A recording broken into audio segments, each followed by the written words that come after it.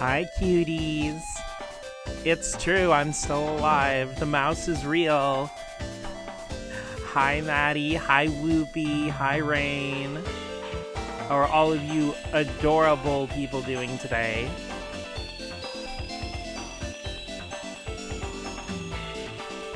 Rain in here with the gay rats, as appropriate.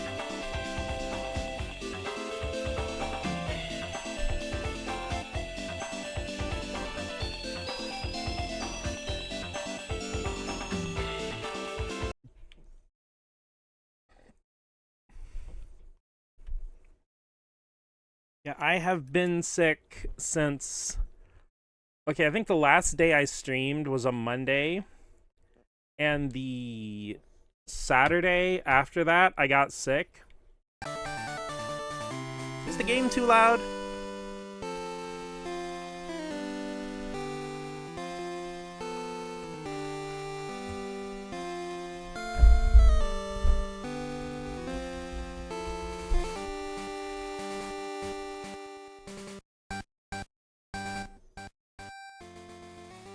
There you go, how's that? Also, hi, Blastoise Sam, welcome in.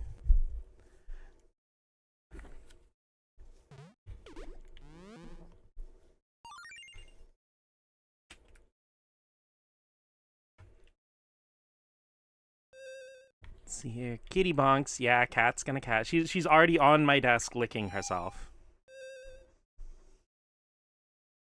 About to die this weekend at Job of not existing. Oopie streaking, whoa. Look at those, oh my god.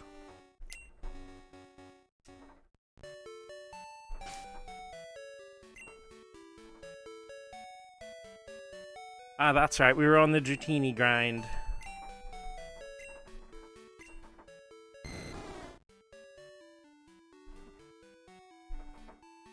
Game volume seems good here. Okay, cool.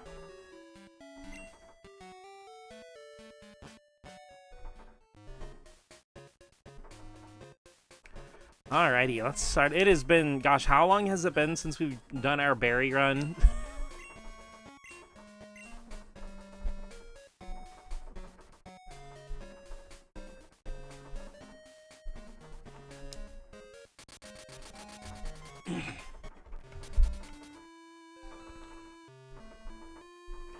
It's funny because, like, you know, a lot of times when you stream, there'll be like a good 5-10 minutes before anybody really shows up.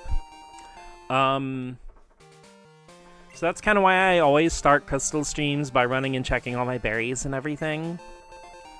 Because, you know, it's something to do on screen, but it's not really like a game-important content that anybody would miss if they're a recurring viewer. But it's kind of put me in the thing when I'm streaming a game besides, like, Pokemon, I don't know what to do at the beginning of my streams. All ravenous to have our mouse back. Ooh. Well, thank you. I'm glad, honestly. It does make me feel happy that everybody was, like, right here banging down the door as soon as I hit go live. Also, I was talking to Maddie about this the other day, but have you guys been having any issues with Twitch notifying you of people going live? Because, like, for me, it'll send me an email, but it's not actually sending the push notification on my phone, even though I have it set to on.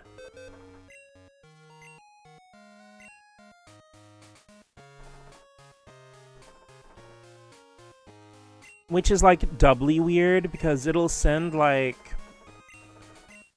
notifications when, you know, Flump Scrimpo is having a hype train who I've never watched their content before in my life.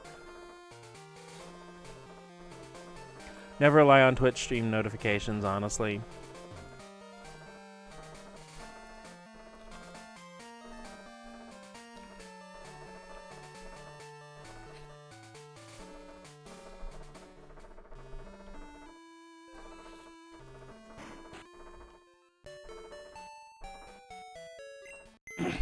Though it's always super weird to me that, like,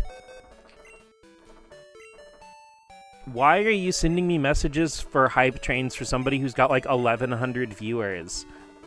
I feel like they are probably not the people who need my $5 for that sub or whatever. No offense, I know everybody's trying to make it. But I'm just like...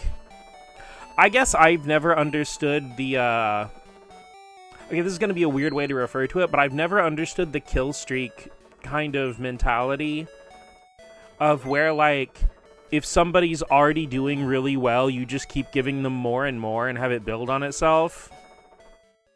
Because, like, if there's a hype train or whatever, I want to go to, like, somebody who's got, like, 3 subscribers and be like, oh, yeah, now you got 4. Or something like, am I making any sense?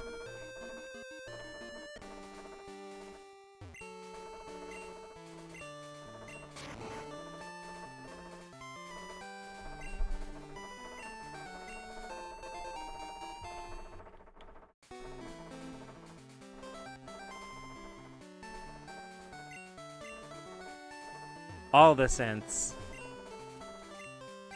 Because, I mean, like, I was also talking to Maddie about this the other day, but I always am kind of torn in the way that, like, I would love to be successful in streaming at the point where, like, it can just cover all my bills and I don't have to worry about job.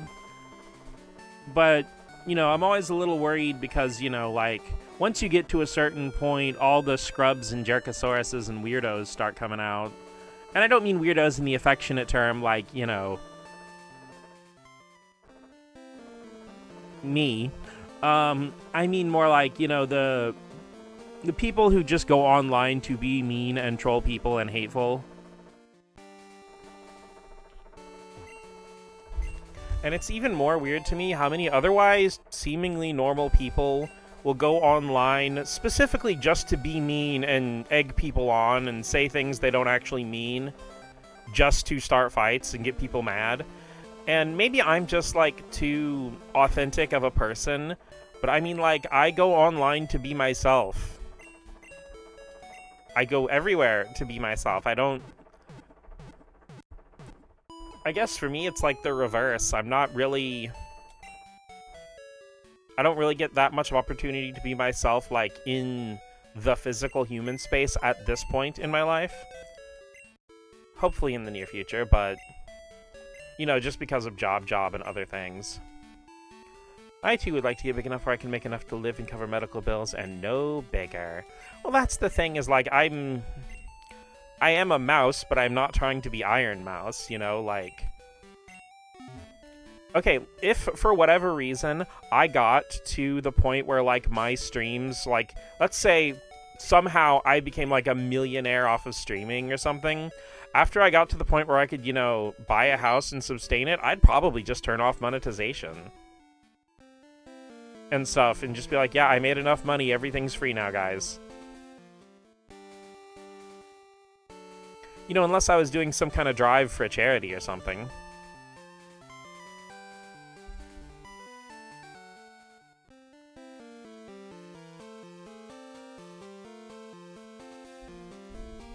Because, like, I've never really understood, like, even as a kid, I kind of didn't, even the cheese is free.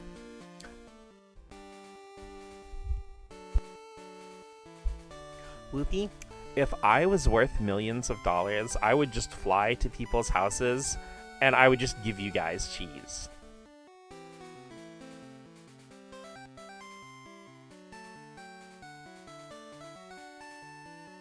I would share my cheese with all of you because you're heckin' cutie patooties. For Empress. Ooh.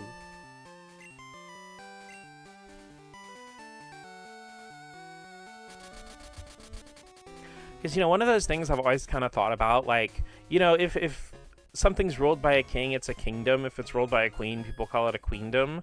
So if it's ruled by a non-binary person, it would be a thempire. Should I do this here or go to Victory Road? The Gravelers are higher level over there. But I feel like if I go to Victory Road specifically to fight against Gravelers, I get nothing but Golbats that use Confuse Ray Frame 1.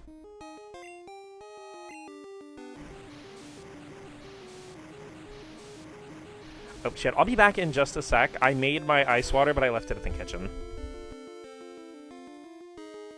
And if I don't have something available to hydrate actually on me, Rain will find me.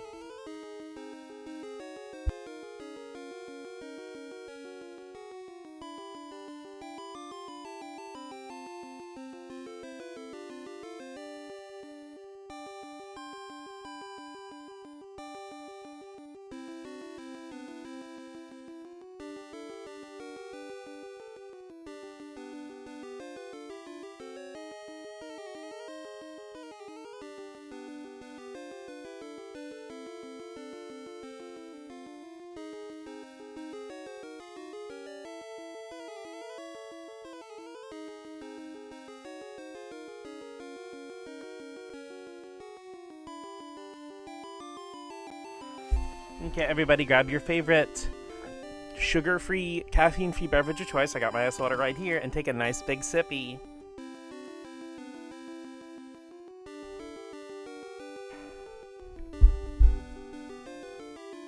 Got cherry juice. Scientists looking for research grants. By some miracle it happened to me, I give most of my extra earnings to charities, and scientists looking for research grants. Vim, take it a monies. Supporting Vim in his lifelong mission to save the boobies.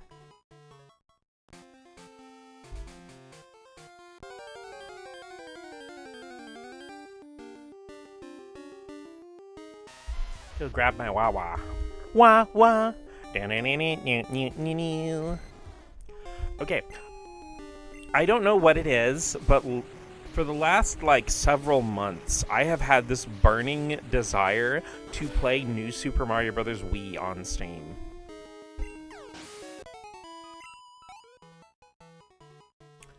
Which is okay, here's the thing.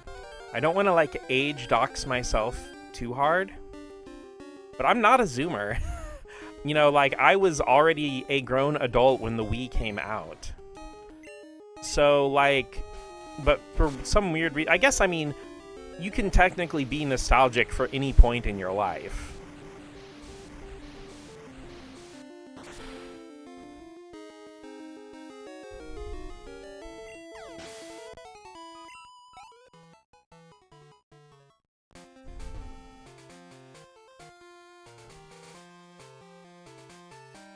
Whopped drank. Wahoo!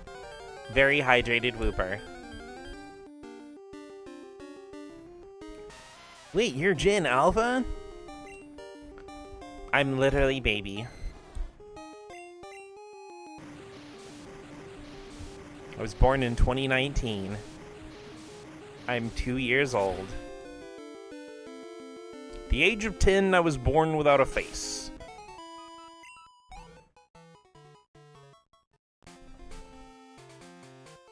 See, I said that rain will find me, and it's actually raining outside right now.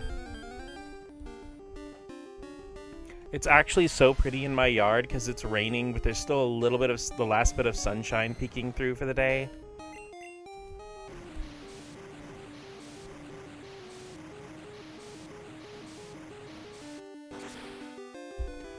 Also, it is funny to me, people around my age range and older complaining about Gen Z and Gen Alpha people always being on their phones and all this stuff. Well, first of all, they're not. I have worked at enough retail spaces to know that those kids of any age play and roughhouse and draw and color and do all that other stuff just as much. Second of all, motherfucker, I was there for people my age when we were kids, carrying a fucking Game Boy or Game Boy Color around literally everywhere and ignoring our parents and playing Pokemon Crystal or Wario Land or whatever the fuck. Or fucking Razor Freestyle Scooter.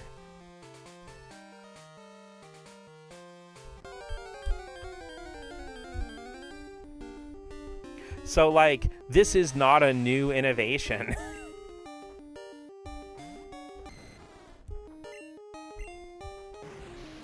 Playing fucking Q-Billion and Donkey Kong Land 2. First comment from me. Hi, Cole. How are you doing? It's true. I'm alive. The mouse is real.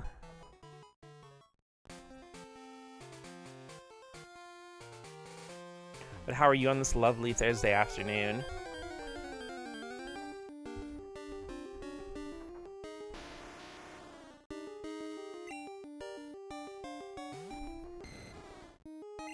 But yeah, I didn't finish what I was mentioning earlier in the stream. I did mention that I had been sick since the Saturday after I streamed last, which was in the middle of April. And every week since I got sick, I was scheduled 5 straight days in a row, which is really unusual for me where I work. Both weeks. And I'm like, why would you fucking do that? Character Creation Sunday, are you guys playing Dungeons and Dragoons? Dingles and Dongles? Squinkies and Squumples? Well, they knew I was sick too, because I called out that Saturday because I was literally so sick I couldn't talk. And then they told me if I called out again that I would be suspended for 7 days. Labyrinths and Lesbians. Rain, that is a game that you would pre-order if it was announced, because, like, it would definitely be a roguelike dungeon crawler, probably with deck building and gay smooches. To kill your bosses. Now. With the lives they probably lead, it's much crueler to let them be alive.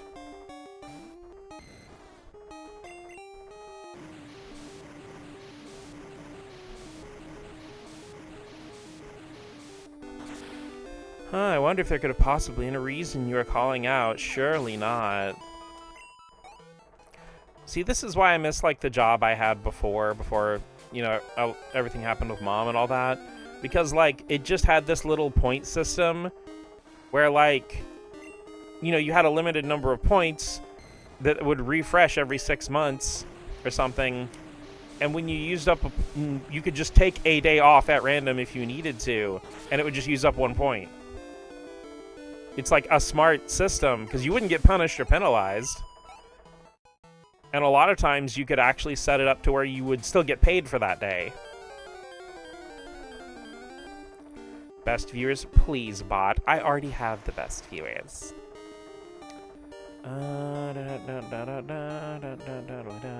Oh, damn, Rain already got them. Once again, you have cut a worthless object. My Labyrinths and Lesbians, the second it dropped on Steam.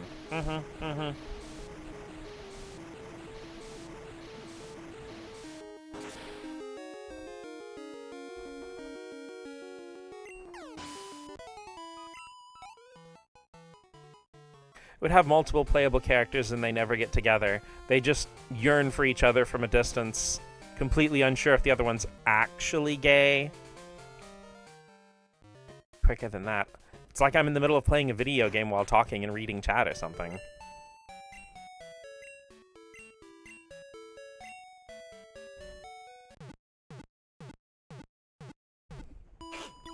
Bless you.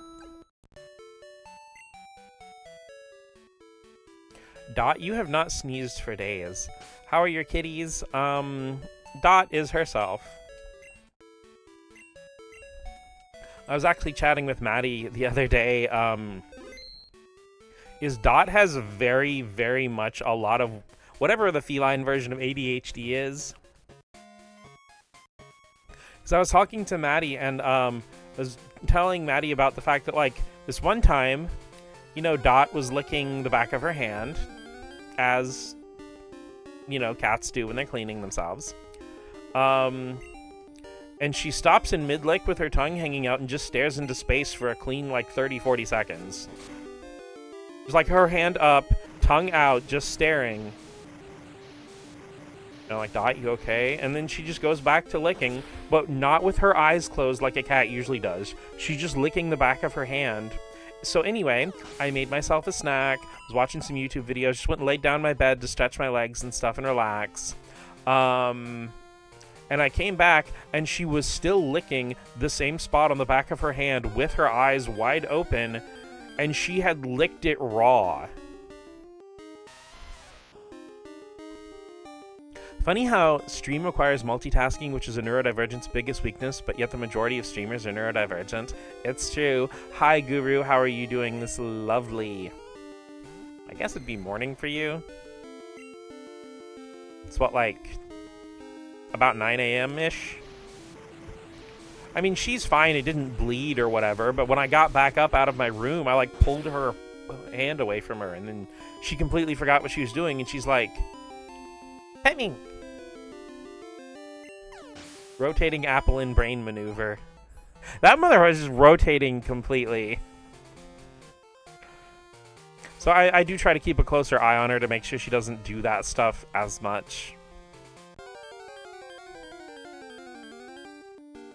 Said it's not a frequent occurrence, but sometimes she just gets lost.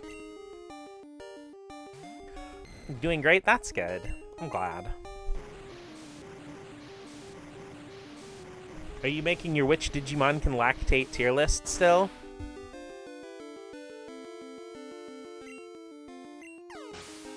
How about Julia? She's doing fine. For the most part. She's been like a kind of a playful goober today, and she went back outside a little bit ago.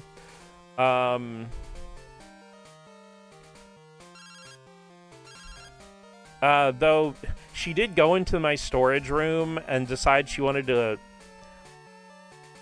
play in there, and then I just heard and like scratching sounds. She had managed to pull a bag of DVDs down on her, not in a way that hurt her, but like she just couldn't quite move. And I'm like, girl. Hello, Tully here. It's a great night for fishing. We should get a battle going. I'll be fishing on Route 42. Swing by if you have the time. Well, I'll be seeing you. And see the funny apple. I'd be shocked hearing that if it wasn't said by Kea about Guru. Yeah. Yeah.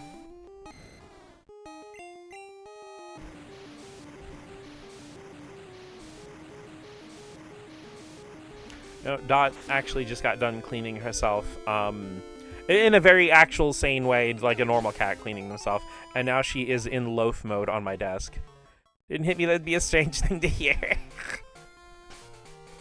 That's just where our brains are anymore. It's like we don't even notice. Just say pets have the qualities of their owners.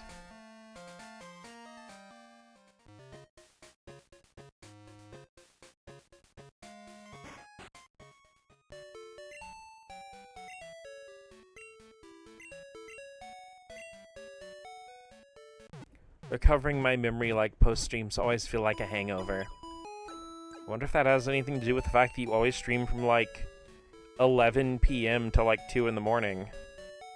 Scaredy cat and anxious, just like his mom. Isn't Labyrinth and Lesrium just one step from Eden? So I need to add one step from Eden to my wish list, is what you're telling me.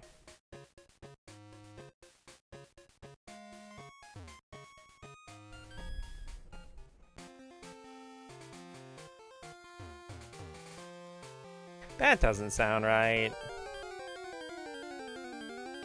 Man, daytime streams burn me out more than nighttime streams.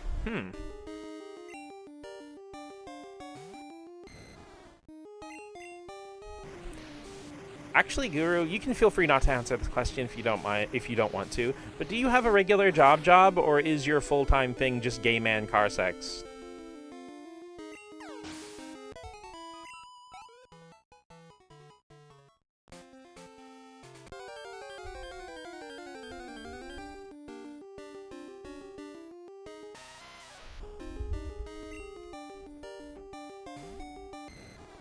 Well, unfortunately, why is that unfortunate?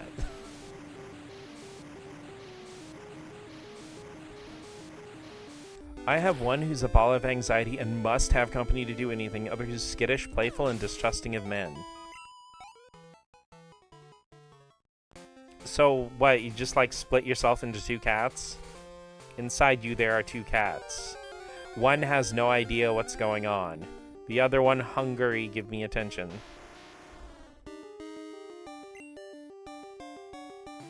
Though a weird random thing that did happen while I was sick, and a little bit delusional, so I had to double check that this was actually a thing, is a bazillion games went on clearance at my Walmart.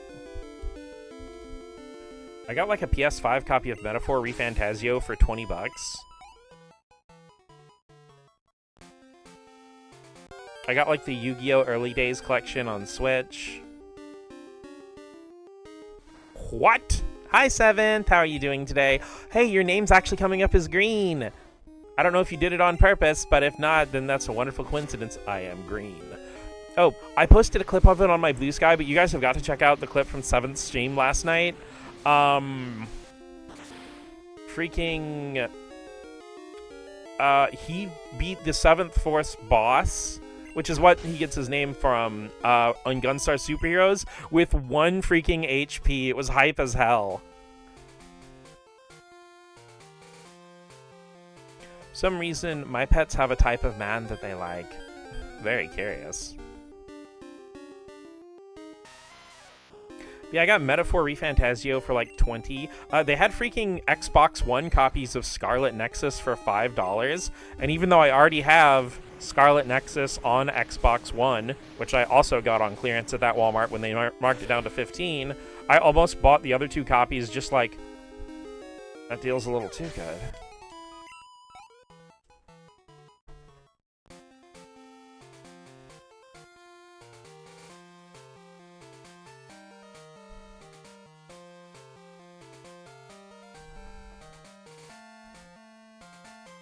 Actually played it myself, and where I've seen a little bit of decent bit of gameplay of it.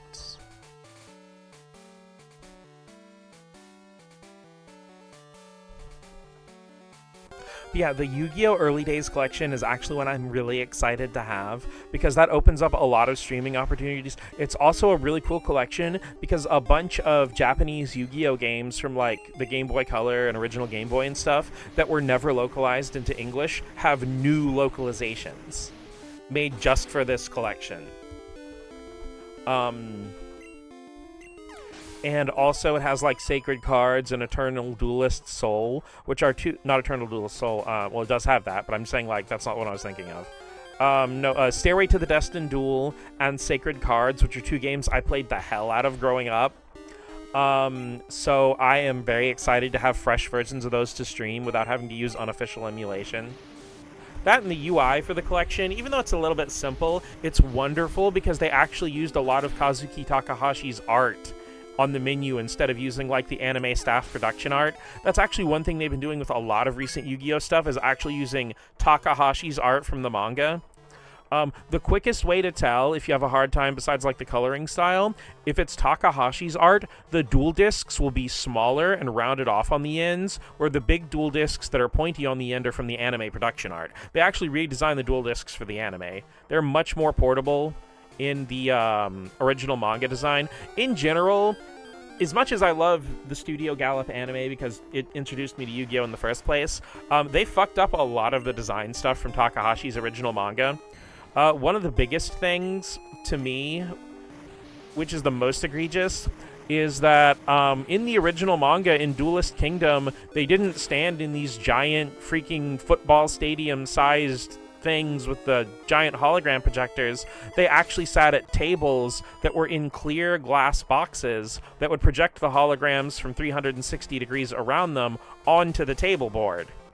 So that's why a lot of these characters in the anime will be saying stuff to each other, and you probably don't think about it as a kid, but watching it again later, you're like, how the hell did they even hear each other? Well, that's why, because in the original manga, where this dialogue was written, they're just sitting across a table from each other.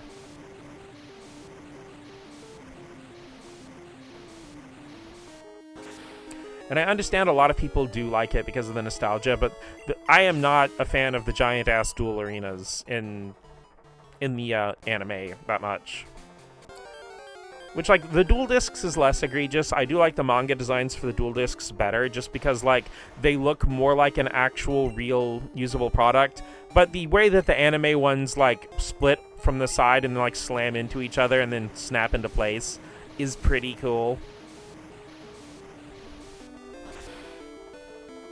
And I do always appreciate how, with, like, later iterations of the series, they would have, like, different dual discs. I do like the ones in GX a lot, even though for some reason they have Orb. I'm dumb and I forgot I got a new phone and actually wasn't able to transfer data to my old phone because of how outdated my old phone was. So I no longer have any pictures of my cats. Well, you know what that means, Rain? It means it's time to take a whole lot of new pictures of your cats. You've got a fresh start, a clean slate.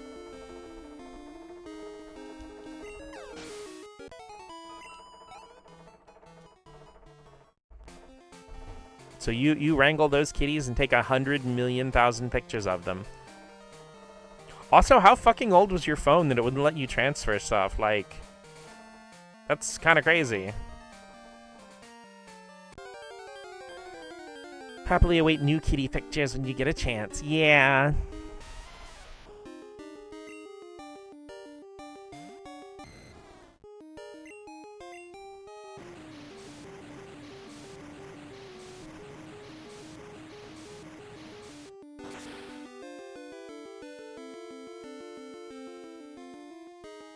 So that just means more excuses to take pictures of your babies. What's your favorite Yu-Gi-Oh! Duel Monsters arc?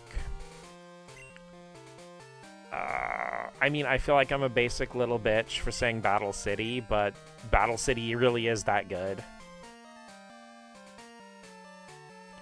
Though I am partial, even though it's an anime-only arc and it's quotation marks filler. I actually do like the whole little mini arc with Noah. I think it has some fantastic duels in it. And I like the Big Five as villains. This is an Android phone from 2016. Yeah, Pokemon Go came out in 2016. Holy shit, Rain. Your phone is older than the Nintendo Switch. Shouldn't be an issue because I transferred everything from my S6 to my Galaxy 5Ds, my beloved.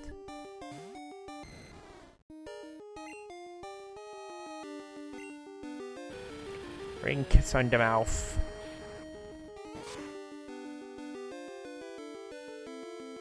Card games on motorcycles, you say? You know, I have barely watched any 5Ds. I do like a lot of the monster designs, though.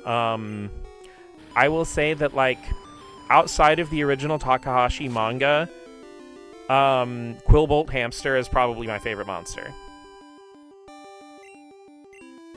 I mean, granted, for me, everything in the original manga is, like, in a tier of its own. But I love Quillbolt Hedgehog so much. So you-coded. Thank you, I think.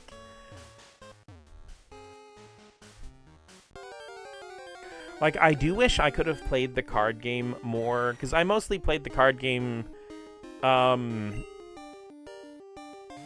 think I stopped mid-GX just because, like, my interest just moved over and I didn't have the money or time to be playing it meaningfully.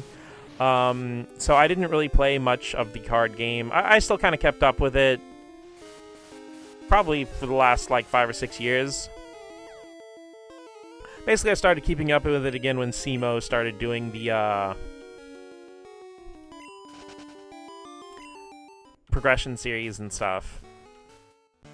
Kind of like half keeping up with it on and off, but my big thing with Yu-Gi-Oh! Is, like, I don't want to be like, you know, old mouse yells at cloud or anything, but my issue with modern Yu-Gi-Oh! Is not that old Yu-Gi-Oh! Better quotation marks, or even anything about modern Yu-Gi-Oh! It's just it's not even the same game anymore.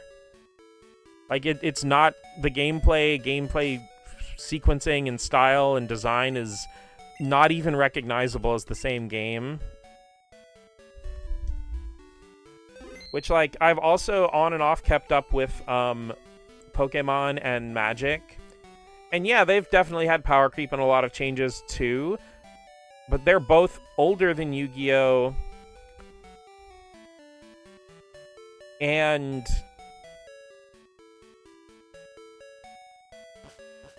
they're both older than Yu-Gi-Oh! And have changed less. They forgot the show was supposed to be an ad for the card game and still had to write 2 more seasons. Well, for Yu-Gi-Oh! The manga, that's not true. Like, it probably is somewhat true for the anime version of the Yu-Gi-Oh! Manga, like the Studio Gallop anime. But, like, for Yu-Gi-Oh! The manga, there wasn't a real card game when it started. Even when it was doing the Duelist Kingdom, Takahashi just did Duelist Kingdom because, like, there wasn't really much of a main focal plot. A lot of the first, like, quarter of the manga was just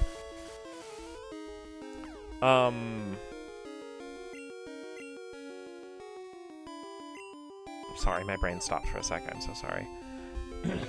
Most of the early mangas didn't really have a plot. It was just like a villain of the week kind of structure. And the thing is, like, one of the random games that they played was, you know, a TCG game. And that just became the popular thing with readers. And they wanted more TCG and they wanted to see more monster designs.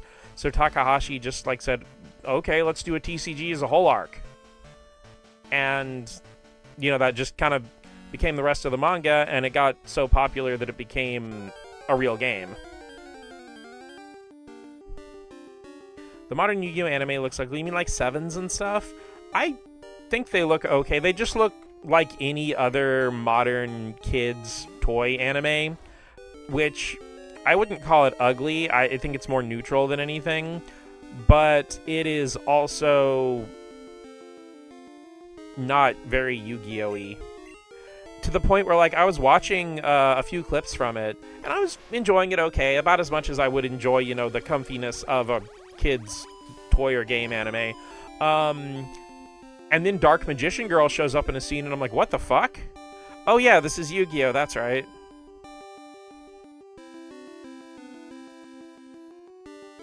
And I do like, I watched some of 5Ds, like the first maybe like 3 or 4 episodes, and I do like the Performaphiles design-wise. I've just never played with them in the real game. I probably do need to watch 5Ds. It seems to be, outside of the original series, it seems to be the most loved series. It felt so cheap, like they phoned it in. Are you talking about the, You're talking about Sevens? Precure didn't age poorly? Yeah, but, like, with Sevens, it does definitely feel like it's cheaper than it should be, for sure. But granted, like, even the original Yu-Gi-Oh! Anime, especially in the filler arcs, as much as I do love it, it definitely feels like, get this shit out so we can sell some more cards for some of the filler arcs. The darts filler arc for Doma is so weird because it goes from looking like complete booty butt ass to being some of the most drop-dead gorgeous animation and art stills of its era. When Yu-Gi-Oh! Feels out of place in Yu-Gi-Oh! On TV randomly, watching out of curiosity, felt like I was watching a 2012 YouTube animation. Like I said, I feel like with a lot of Yu-Gi-Oh! Konami wants to... Okay. I feel like of all the anime, the Sevens series and the Go Rush, which I think is the name of the follow-up, are the ones that most feel like they are there to sell a product.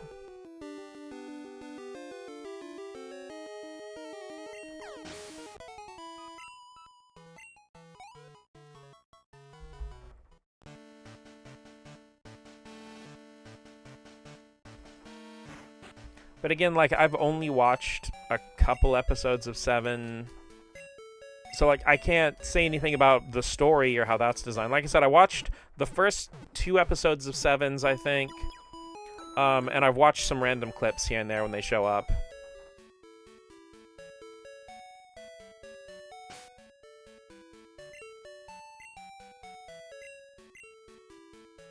I think one of the weirder things I saw in a promotional thing was, like,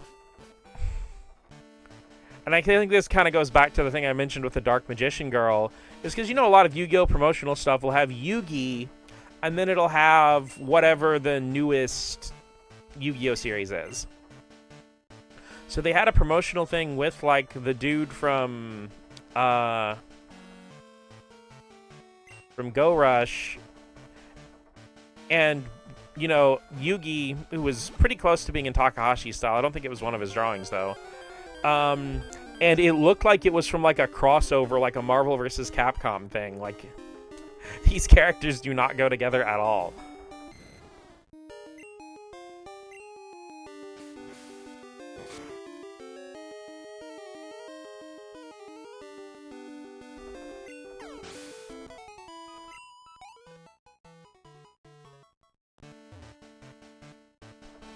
Boomer and his Gen Alpha grandson.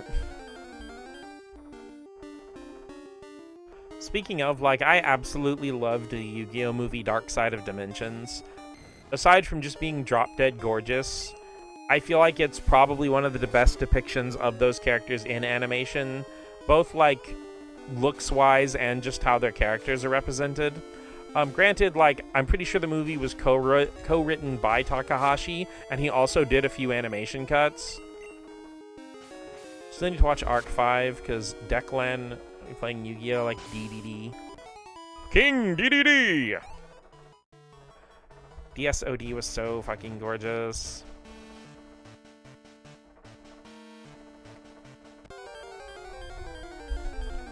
The thing is, like, that a lot of people... It's peak Kaiba, it really is. Him, like, bending dimensions trying to have one final duel.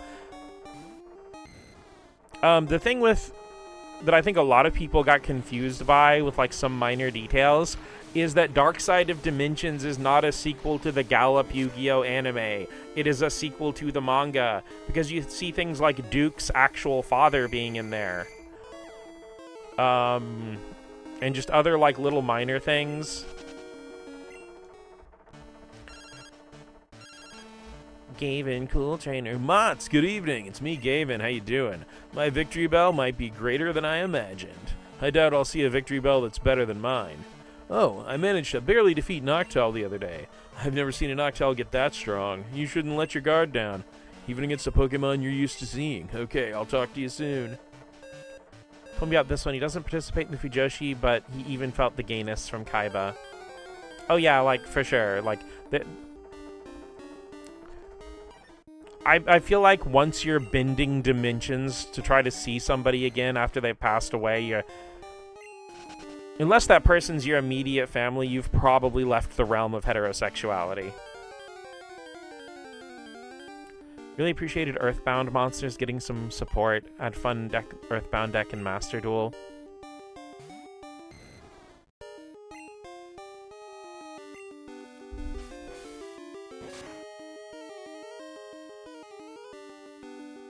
Yeah, it's probably one of my favorite Super Nintendo games. I think Dark Side of Dimensions is on Tubi. So valid.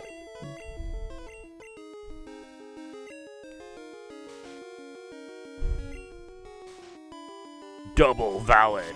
I mean, hey, if you're double validified from Whoopee, then you know you're the real deal.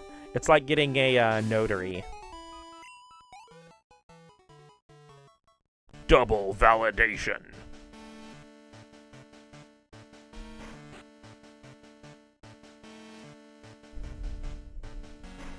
Oh wait, I should go battle Cal. Double calidation.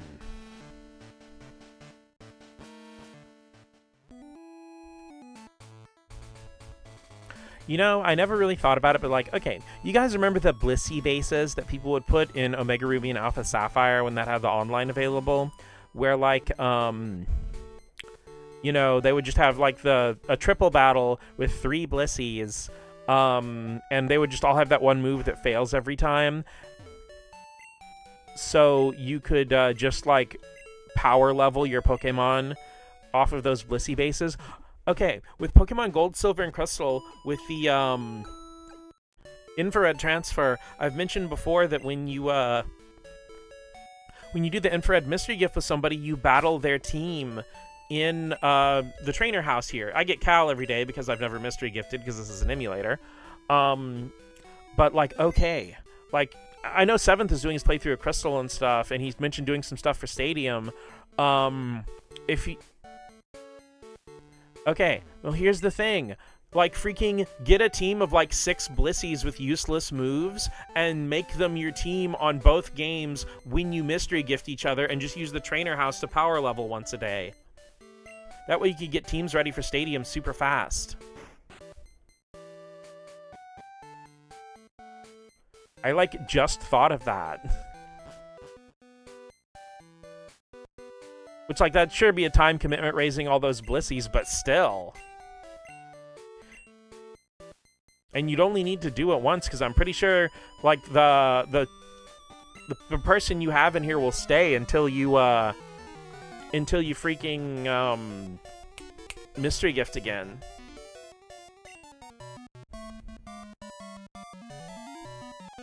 I love this battle theme, too. I love that in Power! I love that in Champions, you can have, like, the themes from, like, Gold, Silver, and Crystal, and Red and Blue and stuff as your battle theme.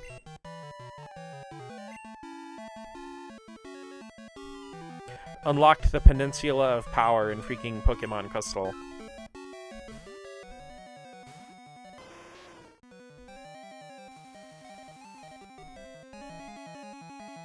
You know, it still fucks me up that they took the Peninsula of Power out of the Final Fantasy I Pixel Remaster. For anybody not familiar, I guess you guys get a free random game fact if you didn't know. But, all of Final Fantasy I's encounters Oh yeah, this version is in so freaking good in Stadium too. But all the Final Fantasy one's encounter tables are actually on squares of the map, but the layout of the like land masses on the map don't always perfectly fall into the square grid. So there's one tiny little tip of an island early in the game that'll actually give you the encounter table for another continent, which is like just north of it. And so if you can survive the enemies there, you can get ludicrously high levels of experience really early in the game, because you just get like 3 or 4 level ups per fight. And there are plenty of ways in Final Fantasy 1 to cheese it to where even like something that could one-shot you, you can still pretty much avoid damage from it.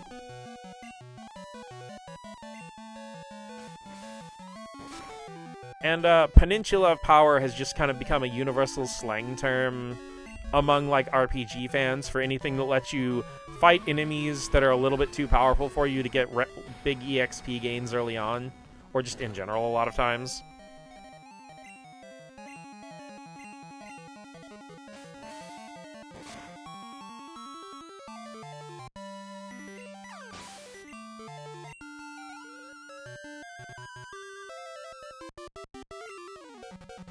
Though, if I recall correctly, the Nintendo Power issue that crit mattered, I'm sure. The Nintendo Power issue that I think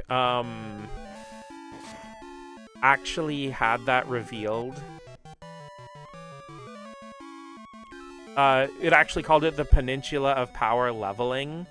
It's just that the way that the text was formatted, the word leveling was on the next, like, line break, so it just, Peninsula of Power just stuck.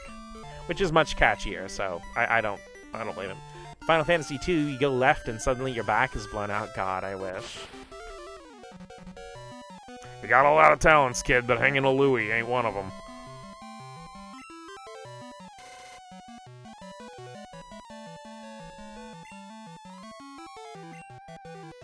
Two Final Fantasy games I really need to get are 7 and 14. Well, especially 7. Final Fantasy 14's like 6 games at this point.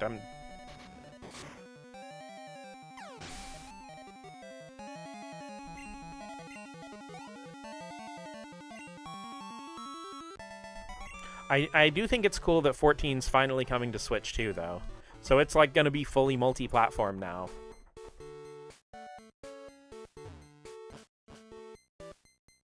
Seven's literally steaming in your sit library. Bleh. That's English. But play it. Play Final Fantasy VII right now. Paid $80 for 6 Final Fantasy games. Hell yeah. You got the Pixel remasters? I need to grab a Pixel remaster physical because quite a few places have it for like $50. I also probably need to get back to streaming Final Fantasy V sometime. I promise I haven't forgotten you guys.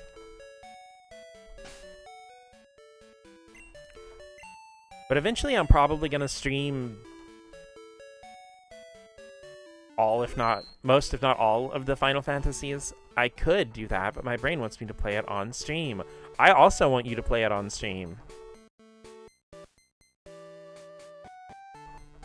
Because Final Fantasy VII's freaking amazing. I mean, granted, I love most of the games in the series.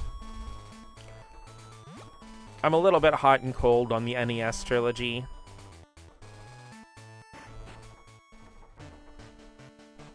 Final Fantasy V viewers found withering away at their computers. What do you mean? You guys are the same viewers.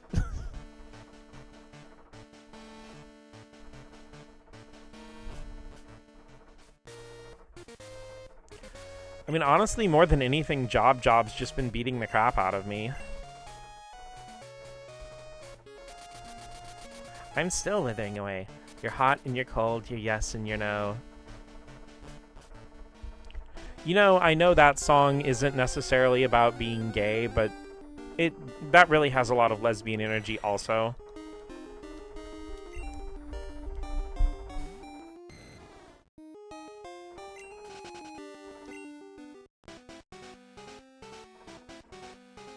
Job, so Freelancer or Onion Knight? I guess Onion Knight because my job stinks.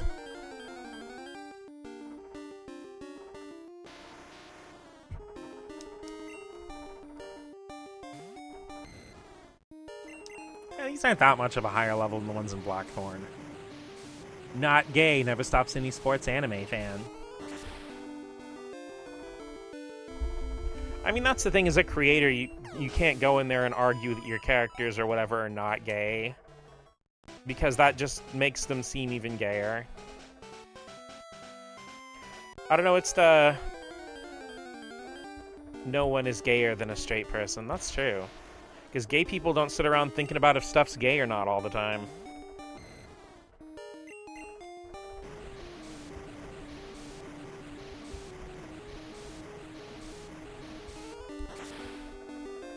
Remember, it's not gay if the tips don't touch. That does give uncut guys an advantage, though.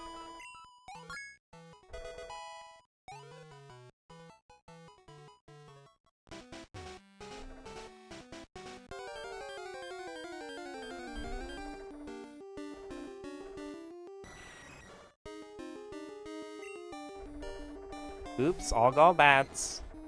Man, I love Golbat, but they are so annoying to fight in a random battle. Okay, give me just a sec here. Pack. There. Wait a minute, I never finished doing my berry run. God damn it. In my defense, it's been like 20 days since I streamed. Swoon, me too, Guru, me too.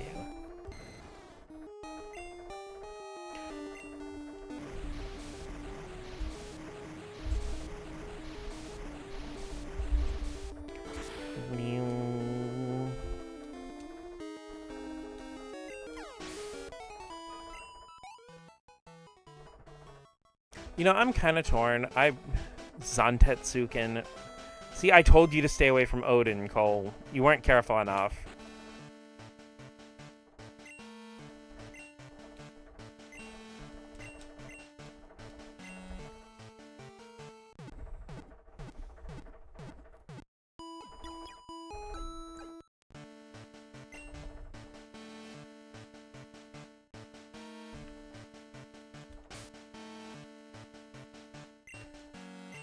Went down to the basement in Baron Castle. Mine got isekai'd.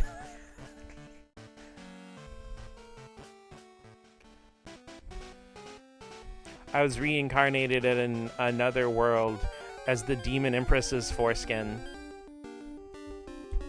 With my smartphone.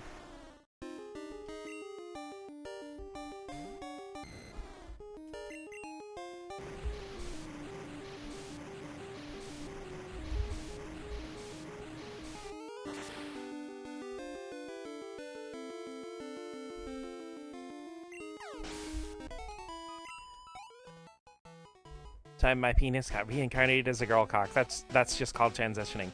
Truly living the dream.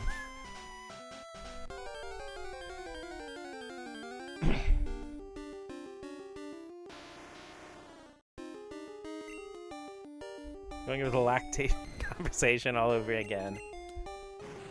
You see, it's funny for me because both of these conversations have been the same day for me, but for you, that was last night and this morning. Time zones. What do you own? Time zone. Look at that ass. She's never alone. Leather and lace. Get in place.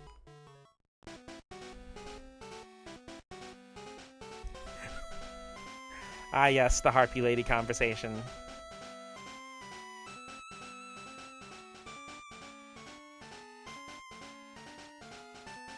Oh yeah, Cole, we were having a conversation in Guru's stream earlier about she was going to do a tier list of which Digimon were most likely to be able to lactate. She landed on Leomon and Edamon. Oh, and some Yu-Gi-Oh cards, too.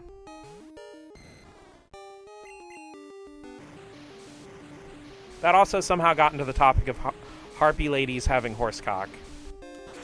Something to do with Minotaurs, I don't remember.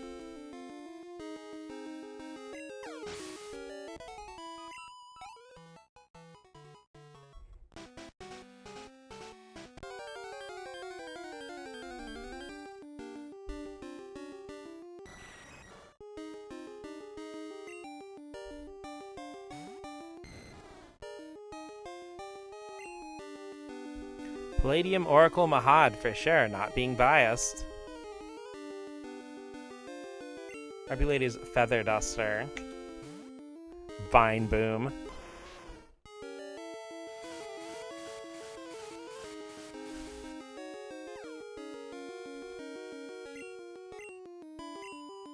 You know, with Fire Red and Leaf Green, I really hope that the Hoenn games get released on Switch and Switch 2 also. Because I really want to be able to trade between all of them and complete a Pokédex and do all that stuff. Because, like, okay, here's the thing, and you guys can hold me to this. If Emerald gets re-released and all the other Hoenn games and stuff, so Ruby, Sapphire, and Emerald, if they all get re-released on Switch, not only will I buy them all, but we will actually do like a full run of streams, and I will get a gold trainer card for Emerald on Switch. Not like a machine-like creature lactating.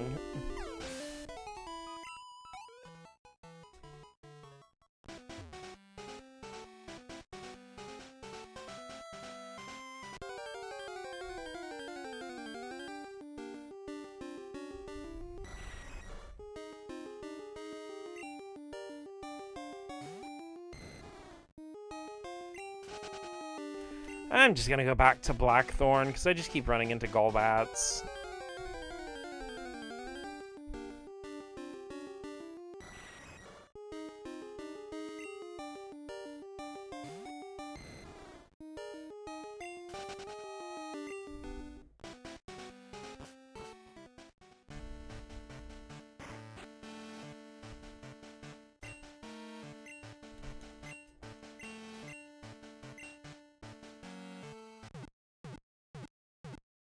But yeah, I've actually always wanted to do like the gold trainer cards in like Emerald or something, but it's a lot of work.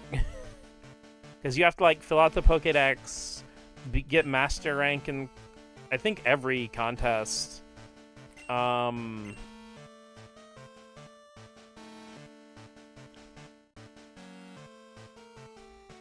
you also have to get all the gold medals in the Battle Frontier. Granted, the one Battle Frontier that feels like it would be an actual real issue, there's one in particular where your Pokemon will use whatever moves they want to use, and they will decide it depending on their nature.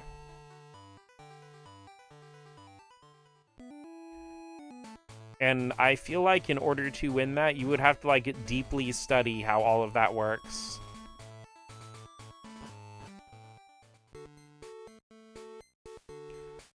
Because I do always wonder, like, because, you know, like, I've always had strategy guides with my Pokemon games up until, you know, they stopped making them, and,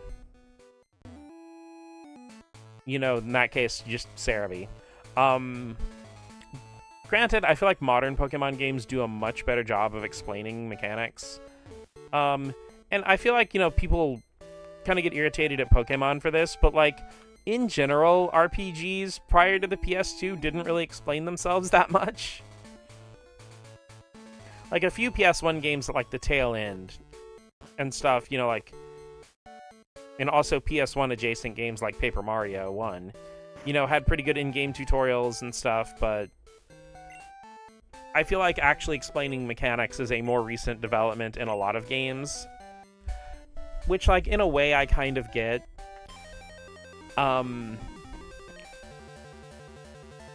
Because that's part of what made a lot of these older games last so long, is some of the mysteries and stuff.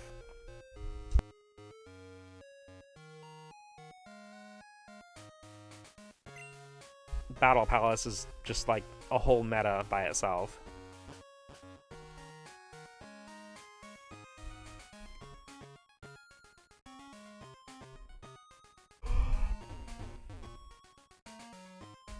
Which it's like a lot of the Battle Frontier stuff in Emerald seems to kind of be its own kind of thing you gotta learn. Oh, wait, shit. Okay.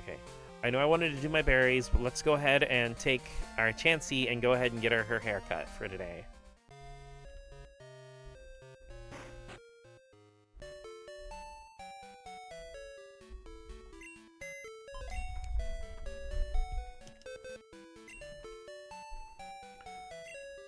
Because, like, I feel like doing all the Battle Frontier stuff in Emerald is a little hard to find time for if you still want to play other games. But if I'm doing it on stream, I'm not sure how to explain it, but, like, okay, with ADHD, when you're streaming a game, I've basically decided I'm streaming this game, and now I'm kind of with it. It's part of, like, I don't want to call it a job, because I do love doing this, but, you know, it's like, I'm kind of in work ethic mode, if that makes any sense. I can't just duck out on it. Unless it's a situation like Medieval and I'm just not having fun. No offense to any Medieval likers, and I probably should not have streamed that game for my first time trying to play it, but I didn't really enjoy it very much when I played it the first time.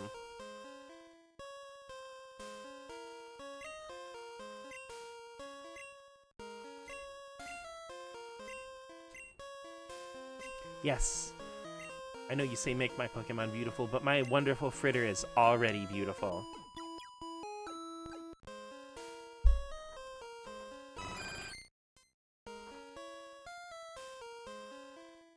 Shaving my egg, shaving my egg.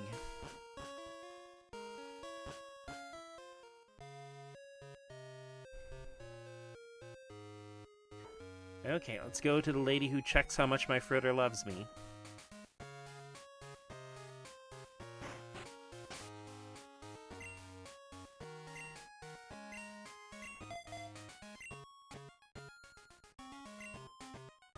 Treat your Pokemon nicely, they'll love you in return.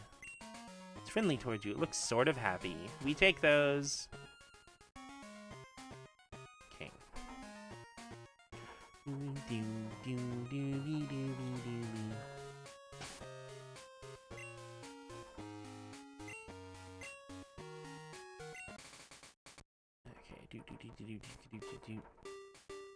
Nope, not Ben. Where are you, Buena? There you are. Today's password is bug. Do not forget bug.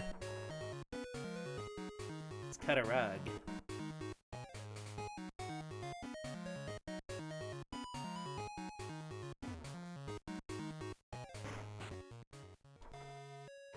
Also, my secret Safari Zone strategy when I'm playing Pokemon Yellow is to, like, walk into a corner and then have Pikachu, like, behind me and just press, like, left and right over and over.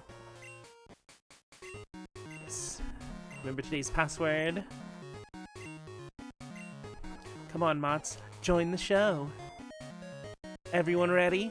Want to hear you shout out today's password for Mots? Bug! Earned 1 point. Hell yeah, I love points. Hope all you listeners were fun too.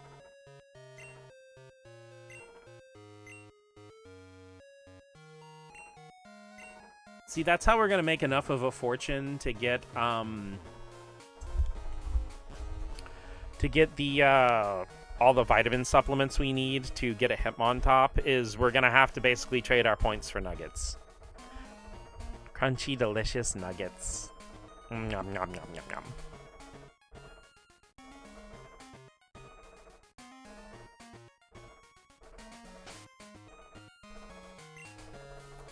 Just imagine you just vividly vibrating wildly before that lady allowed you to say bug.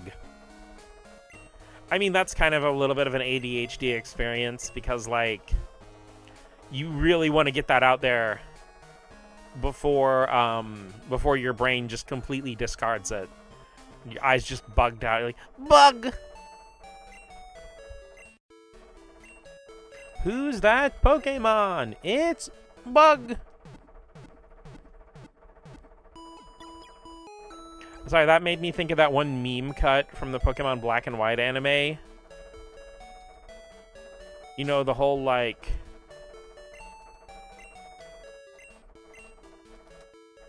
Go Servine!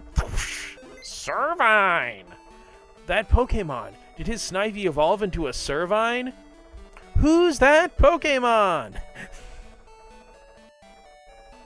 Which, again, the actual anime episode doesn't have all of those cut together, but it's still funny.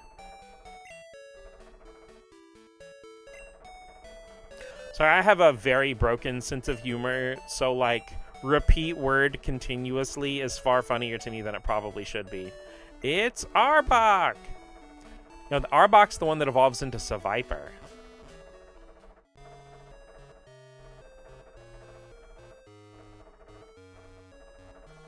It's so funny they actually made a joke about the whole Arbok evolving into Seviper thing in ZA. Why am I dropping frames?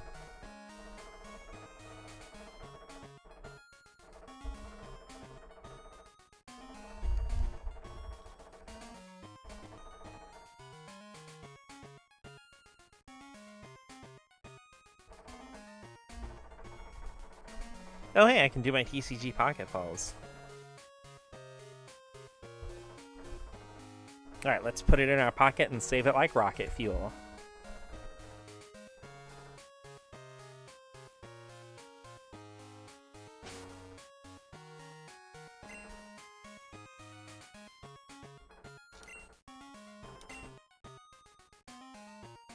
Let's go to Violet and get the rest of our berries for today.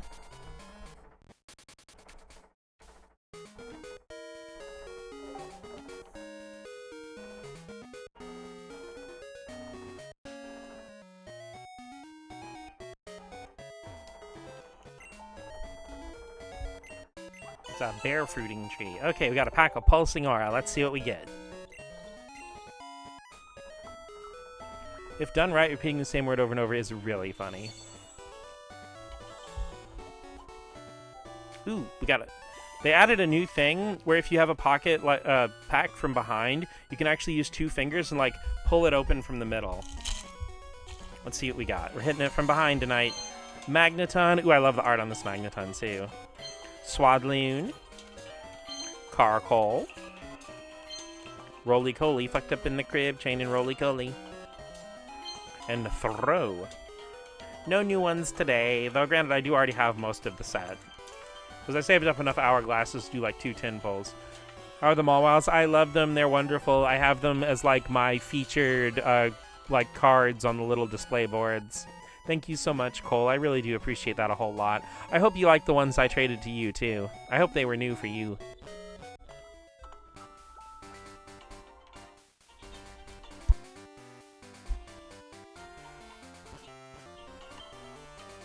You know, I'd actually wouldn't mind streaming, like, TCG Pocket gameplay, but I don't really feel like ever hooking my phone up to HDMI, so.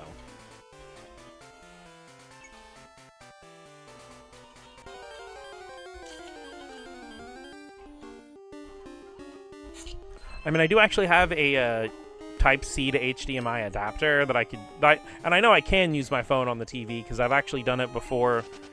Just because there were some games I had that I wanted to play on my phone, on the screen. Like the mobile versions of Ys and stuff. Sodaruma sent me a Ralts. Not Ralts, a Gardevoir card that I didn't have. Not Gardevoir, god fucking damn it, Mikaea Curlia.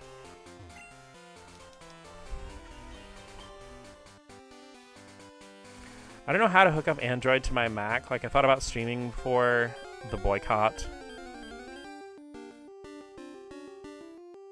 I don't know, because Apple very much does not want you ever engaging with anything outside of its ecosystem, which I cannot stand. So because, like, in a vacuum, I actually do like the design and stuff of some of Apple's like actual devices, but I just hate the way that they handle the software side. Did enjoy them, and it was new. I really enjoyed the pretty lantern. I love Lantern, it's so cool.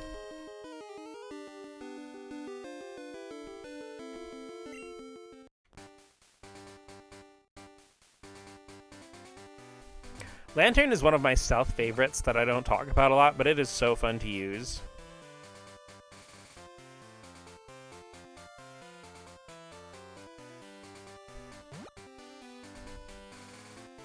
Currently trying to get the Mega Sceptile because I like doing poison shenanigans and I like my Christmas dragon. I really want to make a Mega Sceptile deck also.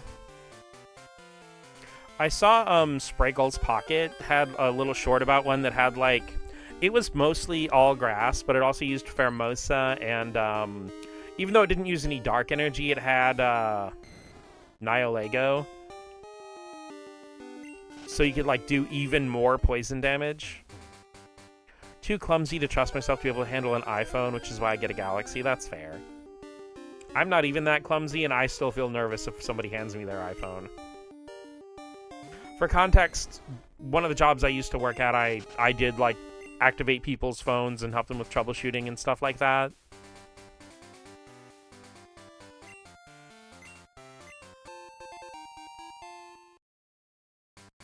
And I don't understand how some people will just fucking have any phone, but especially an iPhone, just freaking raw dogging it with no case. And I'm like, I barely drop my phone, but even then I get all panicky every time, even though my case is like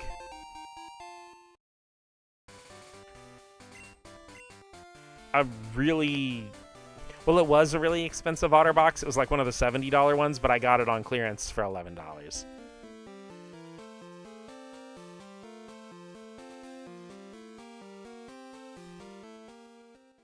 It's funny because I basically I've rebought this exact case 3 times for my phone.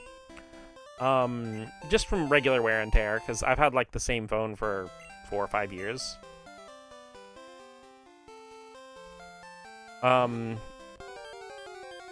I think at least one of them I bought was fake, because even though it did still do a good job of protecting my phone, like all the texture and everything of it just started rubbing off. So you share care, thank yous. You're welcome, Cole. But like all the texture and stuff on the back just started rubbing off and kind of flaking apart. After like 2 months.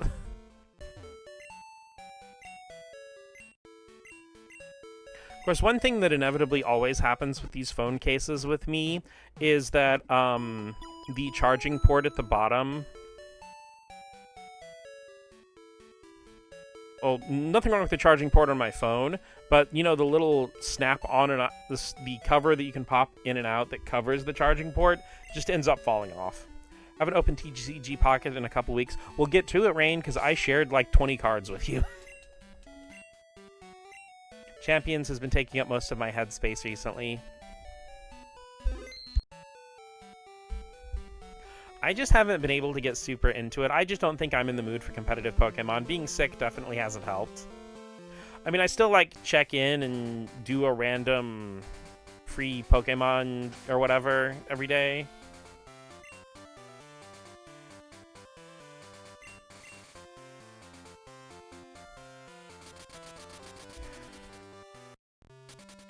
Like, I don't know if it's getting older or what, but I've just kind of really don't have much fun playing competitive things with... I'm trying to think of how to describe this properly. I don't really have the thirst to go online and do a bunch of competitive gameplay with random people. I mean, like, I would love to play, like, a Pokemon tournament style thing, like competitive. That'd be a lot of fun. I think, okay, here's my thing. I fucking hate ranking systems. Or at least ranking systems where you can lose and your rank can go down. Because that just means, like...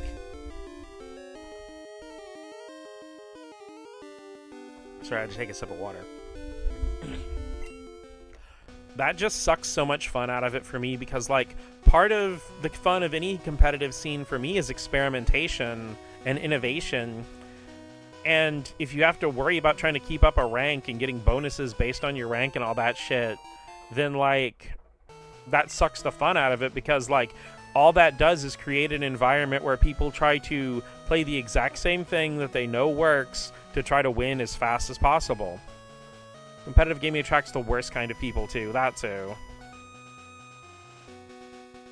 It's weird, because once you get to, like, the max level competitive, a lot of times, you know, once you get to, like, your Wolf Glicks and your Cybertrons and all that stuff, a lot of those people are really cool. And they're really inviting. They are there because they love the game. But it's like when you get to the upper mid-level where people are definitely good at the game, but they're not at like a Wolf Lick kind of level, then you get like some maximum like shitheads. So do I like the low power VGC formats experimentations most of the fun. Like Identity V is a fun game when it's the pack hunters and quick matches, but once you get into rank, the toxic players who don't know how to do teamwork, yeah. It's me, Gavin. How you doing? Let's battle. I'll be waiting on Route 26. Give me a shout when you're close. Okay, I'll talk to you soon. The bell curve of the it really is though. It's like that bell curve meme where like on the newbie casual end, it's like, huh, playing this game with people's fun, and then you're like on the big bell curve, you're like, you know, I have to max out and optimize and blah blah blah blah blah, and then like when you get to the far like end to like the ultra competitive, like the peak players, they're like, this game's fun. It's exactly it. It's beginning rankings chill. When you get to the mid tier, it's actual hell. Did a 10 pull and got Shroomish and a Mega Sceptile? Hell yeah, we love Shroomish in this house. I have started a playthrough of Emerald on my phone to play at work when I'm not doing anything. And I have a Shroomish on my team named The Boosh.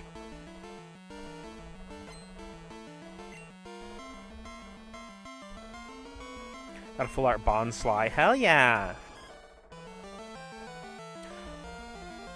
Also, like, I generally try not to be nitpicky about Pokemon pronunciations, especially since I'm somebody who pronounces, Sizer, or I pronounce scissor as Sizer and all that stuff. And I know I make little jokes about Kubi pronouncing Meowth, Meowth. But, yeah, I guess she probably isn't lurking and watching today because her mom's there. I'm glad she gets to spend some time with her mom, though. Even though, like, even if she was trying to watch, you know, in the background while getting stuff together for her mom, I think the fact that we were talking about Harpy Girl Horsecock Foreskin probably meant she had to turn the stream off. But no, I try not to be a stickler about Pokemon pronunciations, but everybody pronouncing Bonsly, Bonsley is one of those little ones that gets to me because it's supposed to be like bonsai, like a bonsai tree. You know, it's got the round balls and all that stuff on its head. But it's also Sly because, like, it uses fake tears because they're not actual tears. It's just how it, you know, lets water out so it doesn't get moisture inside of it. So I know it looks like it's Bonsley, but the actual joke is supposed to be Sly Bonsai. Because, you know, Pseudo-Woodo is pseudo-wood. So that's also part of the whole Sly thing, where, you know, it's sneakily looking like a plant even though it's a rock. I'm so sorry I had that rant about a Pokemon's name pronunciation, but favorite part about IDV is when some Chinese kid thinks everyone speaks Mandarin and is trying to tell everyone what to do and like, sorry kid, there are other languages. Wow, that's a very American moment from a Chinese person.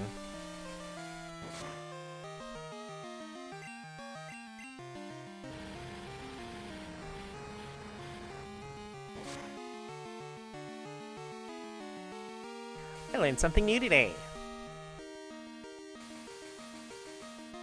About the Bonsly thing or the Harpy Girl Horsecock thing? Well, you can learn 2 new things in one day.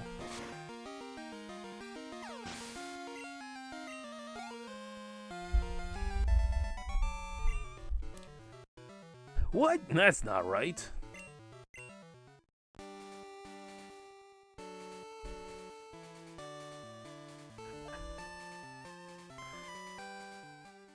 Learned 2 new things.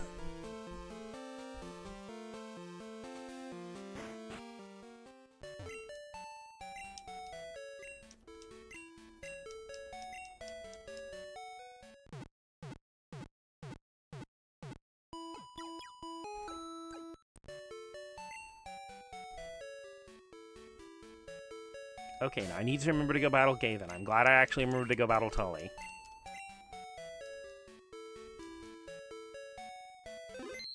What a time for family to stop by. I'm so sorry, 7th.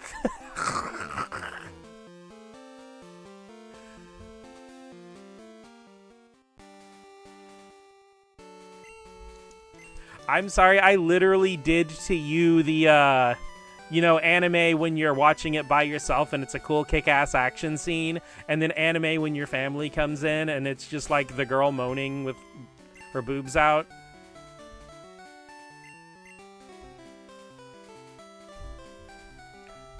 Bonsly thing, yeah. Bonsly's interesting because I never really stopped to think about it.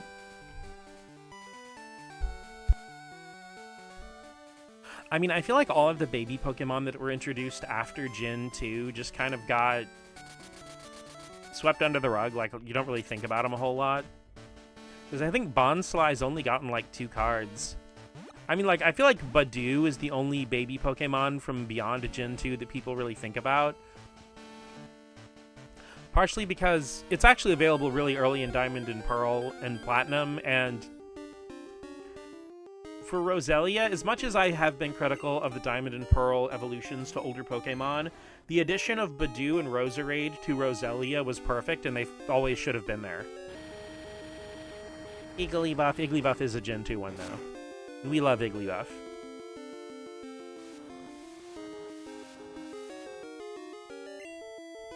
I do love how Igglybuff, evolves to steadily get more ear. It's like rain, it's just like ear maxing. When it came out when I was 9, my brain wasn't developed enough to enjoy wearing jeans. I still don't like wearing jeans. I do not like having my movement restricted. I guess I was born to be a skirt girl. A skirl, if you will.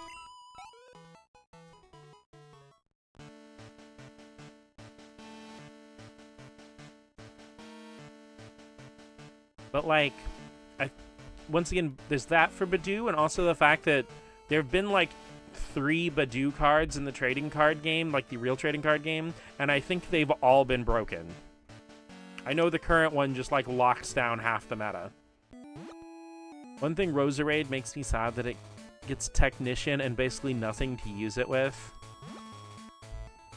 Just wait for Generation 10 when Roserade spontaneously gets a new move that's like the best thing Technician has ever seen. I'm more of a pants because I hate the feeling of a cool breeze between my legs. Tootman. Yeah, fair enough. I mean, like, I'm okay with pants like khakis and slacks and sweatpants and stuff. It's just jeans specifically. I feel like denim is just way too restrictive. Gavin. I'm gonna go battle Gavin. Oh my god. I low-key like Igglybuff. Igglybuff's great. I think all of the Gen 2 babies are pretty good.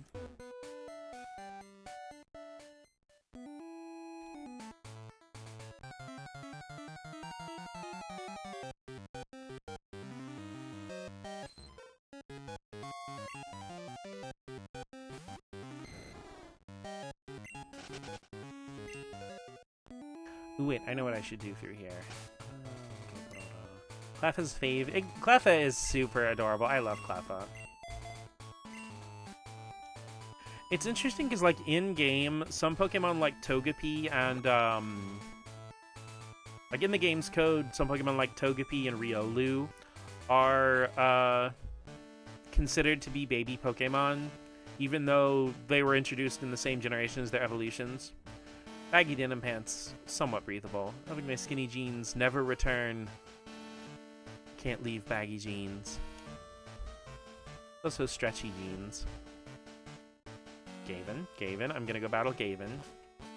It's funny because I love drawing my characters in jeans, but I don't really like wearing them that much IRL.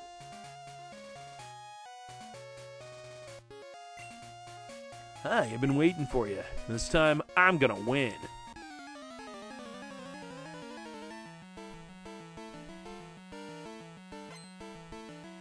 Cool Trainer Gavin. Gay Trainer Coolin.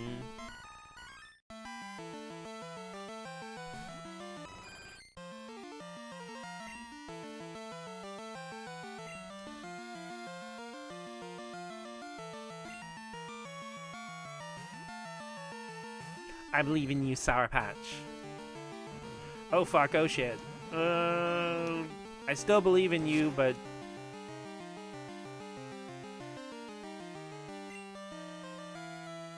Okay, I still believe in you, but also get the fuck out of there.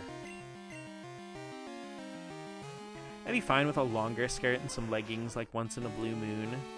And then I'm all in on jeans. Jeans are easy to implement in character designs. They're so simple since you get a layer on top without becoming too busy. Well, that and they're really fun to draw, like the pockets and the seams and all that stuff.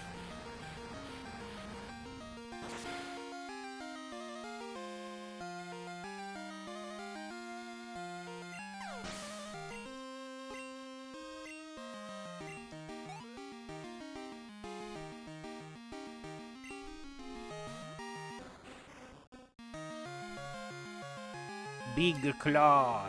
Always makes me think of Splunk Dinko.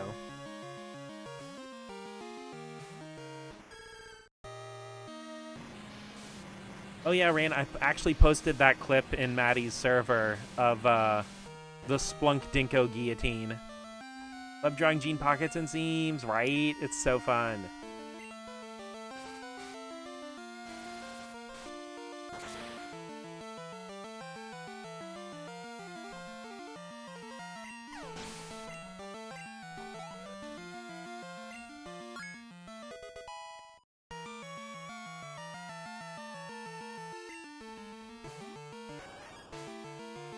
You see, I'm always torn in this limbo of like, I want to stream as much as I can, but I also want to encourage all the homies to stream. But that also means that we can't always be at each other's streams if we're streaming at the same time. And I mean, don't get me wrong, Rain, I've been so happy that you've been streaming more. I'm so happy that 7th has been streaming more. Like, I love being at you guys' streams. It's always so fun. We'll skip out on Solar Beam. I can always buy the TM later if I want to. The eternal struggle. Ah, life is even tougher.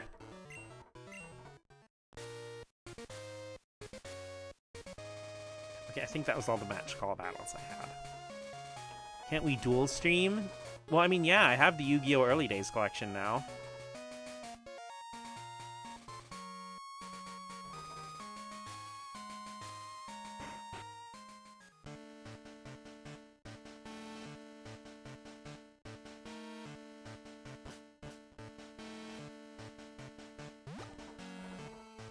Need to get back to streaming after Mother's Day weekend because I definitely won't have the energy till after that. That's fair.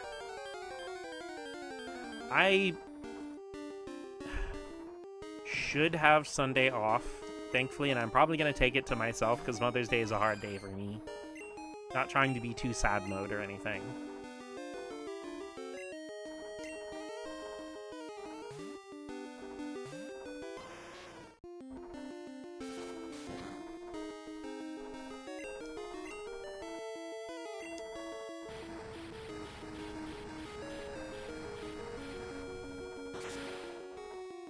You know, Dot hopped down off my desk and I haven't seen her since, and I hope she's not doing something. One thing worse than knowing what your cat is doing is not knowing what your cat is doing. Deserve to have the day off. Thank you.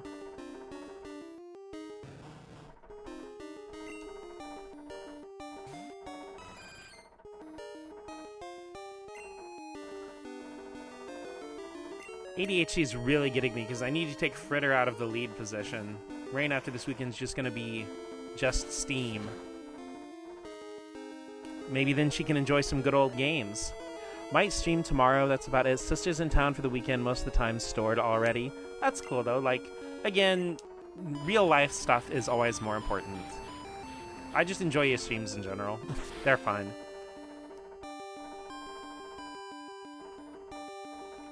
You're the only person whose stream I can go into and make a thing that's a reference to both Criss Cross and Mega Man 8 and actually have you get it.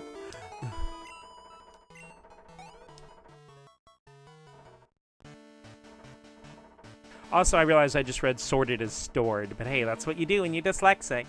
Dyslexia. Ed Sheeran jump scare like it's Scarlet and Violet. You know, when I originally heard that Ed Sheeran song, I really thought he was saying, they're lesbians. New Super Roommates Deluxe.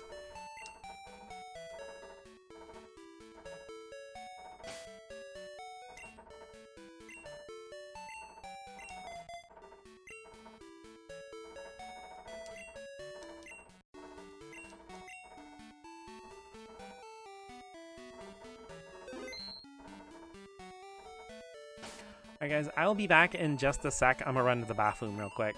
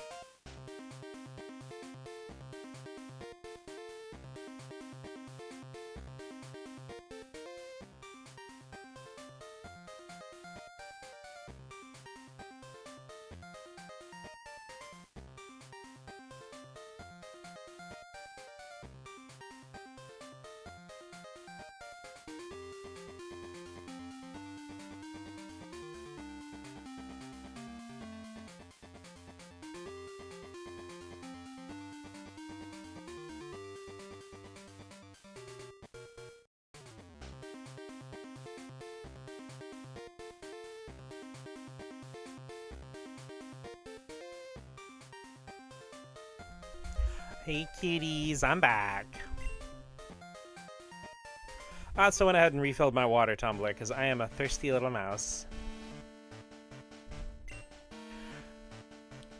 The one thing did kind of occur to me is like while I was sick this whole time, and Maddie kind of like picked on me a little bit for this too, I was drinking a lot more water and like going to bed earlier, obviously so I could heal. And, you know, I was like, you know, I feel really sick and stuff, but I feel a little more energetic. And I'm like, I wonder if this has to do with the fact that I'm drinking a lot more just water and sleeping more. Like, man, that's a ripoff. You mean that actually works? Won't least you in battling or in the bug catching contest. I'll be on Route 35. Let's talk again, huh? Oh, let's go battle Arnie.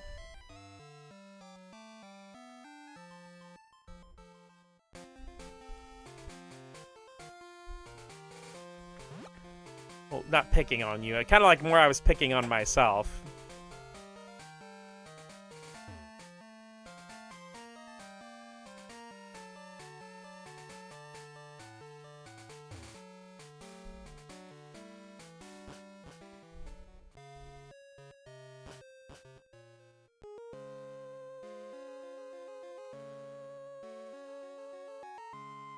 You know, I will say, even though the,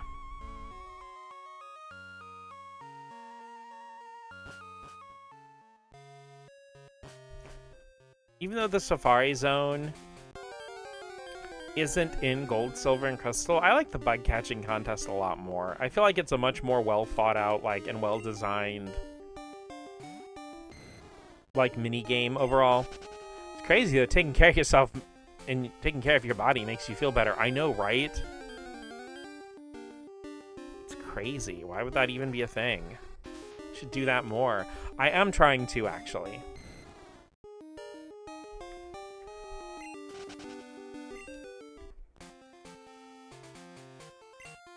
It's my turn to win now.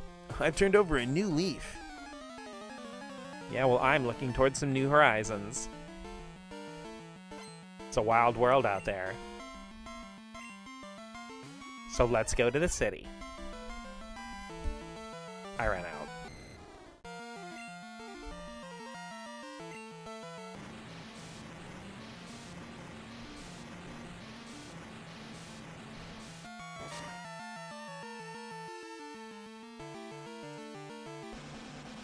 Bro, that is toxic.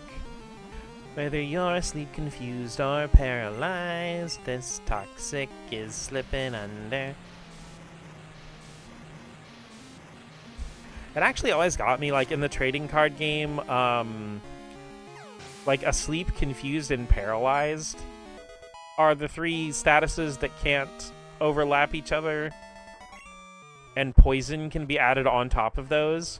When it's, like, confuse and poison kind of switch places, because it's like poison, sleep, paralysis, freeze, and burn that like are the hard statuses that can't overlap each other, but confusion can be added to either of those. Yeah, I'm sure you have at least one more in your pocket. And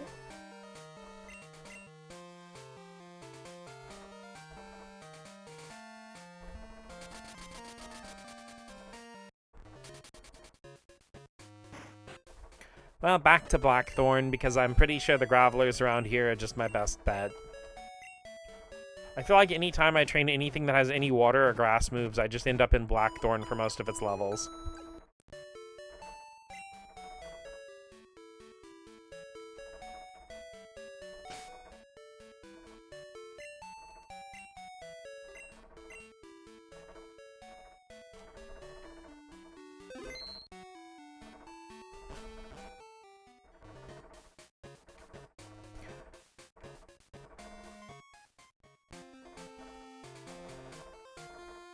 You know what I would actually really like to stream soon, and maybe this will be one of my streams next week?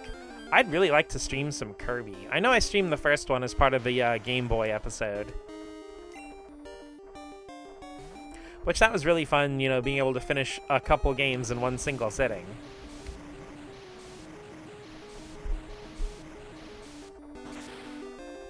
But I guess you can have another fun me fact. Kirby's Adventure was actually one of my first NES games I had. Because when my mom got her NES,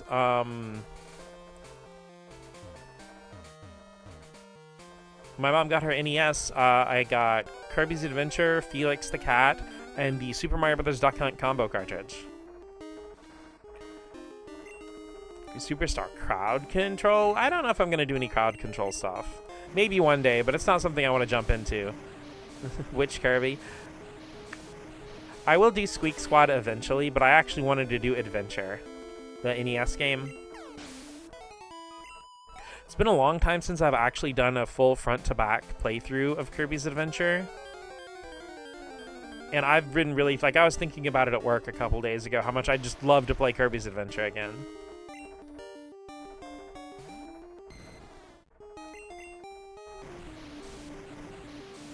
But I mean, Squeak Squad just kind of has to happen at this point. There's not really, it's not even optional. Which is odd because I've actually never played through Kirby Squeak Squad before. I have it on Wii U. But I've never actually, like, finished the game or anything. I've only played maybe about half an hour of it. It was just one of those random things I bought in a scramble to just get everything I wanted off of the Wii U eShop when they announced it was going to close.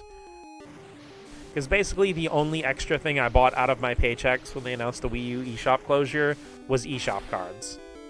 I mostly bought, like, harder to get retro stuff. Especially because a lot of the games I bought weren't on Switch Online. Whoopi's getting too eepy. Good rest of the stream, kiddies. Good night, Whoopie. Thank you so much for stopping by. I'm glad to be back in and streaming again. You have a good rest. I hope you have a nice, comfy, relaxing sleep.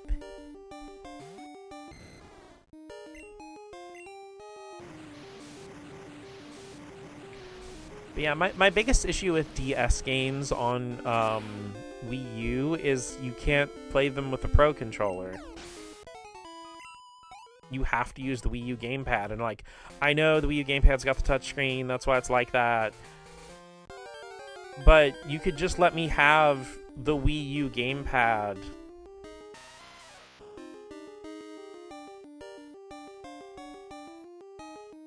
Just sitting there and let me use the button controls with the Pro Controller.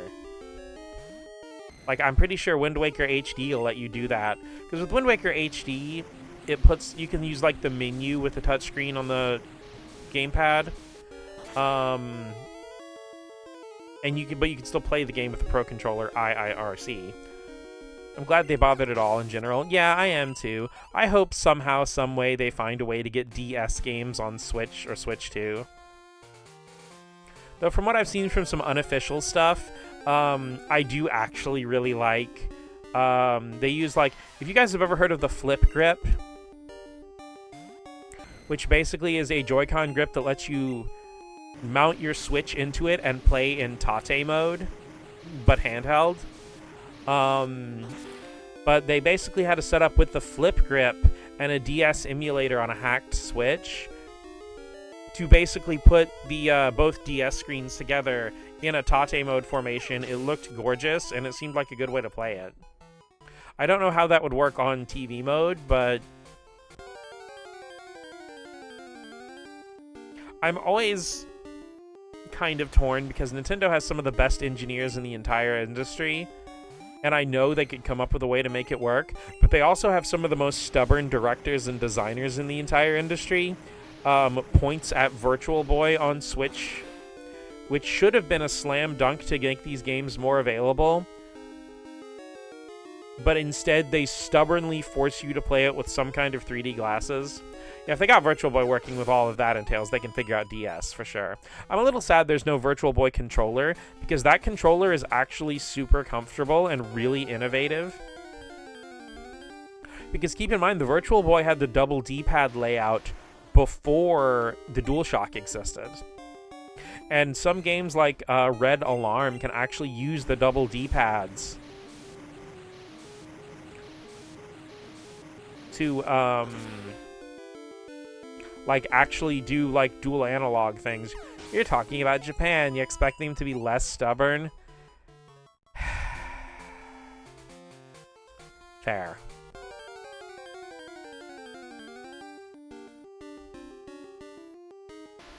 But I don't think it's just a Japan thing. I think this in particular is a Nintendo thing. They've kind of weaned themselves out of it to a degree, but I feel like there's this overarching thing with some Nintendo designers where they have an idea of how they want their game to be played.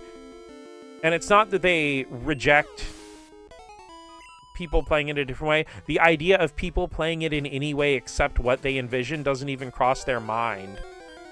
That sigh. It's okay. As somebody who has been a lifelong fan of Japanese media, I'm used to it.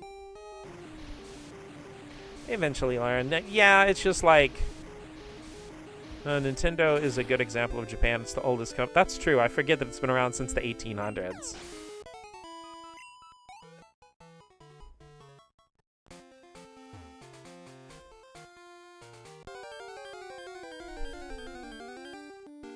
Like I said, they eventually figure it out, but it's like I said, initially the idea of something, people wanting to engage with something in a way they didn't think about, like, never even crosses their mind, which is weird because on the other side, Nintendo will also be the company that says, you know, like, oh, we should make sure that there's an extra animation in case the player does this one thing that they can only do in this one spot, because we have to make sure that the feedback's right, just right.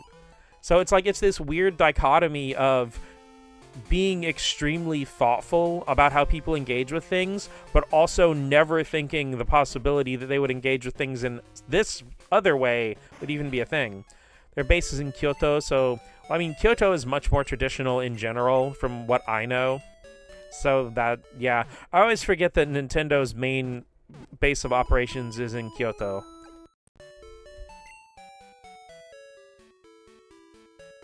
I don't know, I wouldn't say I forget per se, but it's like, I'm so used to every random big company being Tokyo based that, like, person who doesn't live in Japan, think about any place in Japan besides Tokyo existing challenge. A lot of interviews with some of the recent stuff. Sounds like a lot of the younger staff are kind of helping them break out of that. I bet that's good. And I've seen that kind of thing too, yeah. Like I said, I feel like compared to how things were with the 3DS and Wii U, it is a universe of difference right now. And I do deeply appreciate that. I really do. I feel like the Virtual Boy on Switch Online is kind of the last little remnant of that, really. I think it sticks out as so egregious because they've moved away from that rigidity so much. To the point where, like, a lot of games will support multiple control styles on the Switch with the Joy-Cons and everything. And also, I want to give a super special shout-out. One of my favorite things is when a game's controller tutorial will actually show the Pro Controller or Joy-Cons or whatever that you're using, instead of just only showing Joy-Cons. Like, it'll actually detect which controller you're using. I love that a lot of the Pokemon games also will show the colors of your Joy-Con that you have attached when on the Switch in the character's bedroom.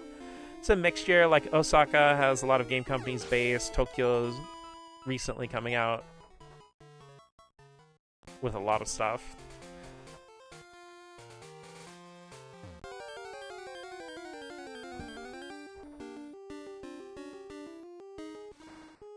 I wonder, would 2000s weebs have even known Osaka exists if it wasn't for Azumanga Daioh?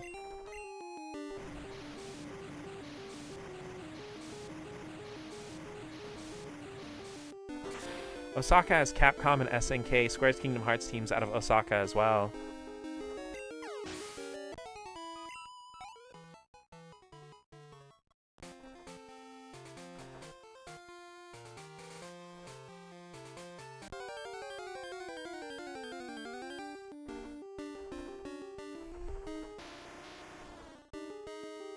So does that mean canonically Mega Man would speak with a southern accent? No, I'm just kidding. I don't know. Actually, I don't really care for the whole translating the Osaka Ben as a southern accent kind of thing. I feel like a New Yorker kind of dialect, or maybe Boston, would be better for Osaka from what I personally know.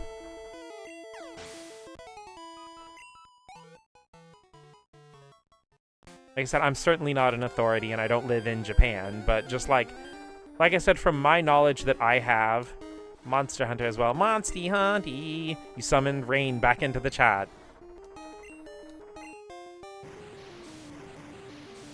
You know, I've never put more than an hour or two into a Monster Hunter game. No, stop there. Which part am I stopping at? Sokka would not be in... Okay, okay. Okay, I'm saying this with zero sarcasm. Inform me, because I would rather be more knowledgeable.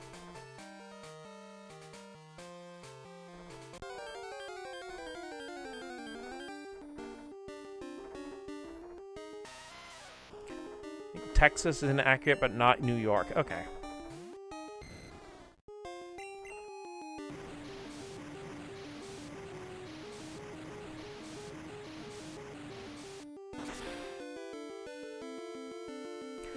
I mean, like, I feel like overall, from what knowledge I have, it's one of those things that, like, I don't think the dialect can really translate in general, because there probably isn't an English language equivalent.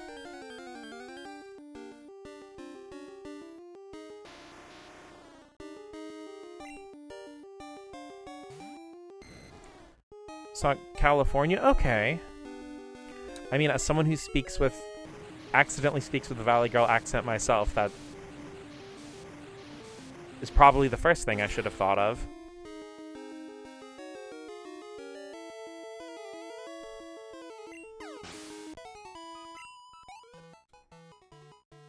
You know, the funniest part about my femme voice going into Valley Girl is that I've never even been to the west coast of the United States.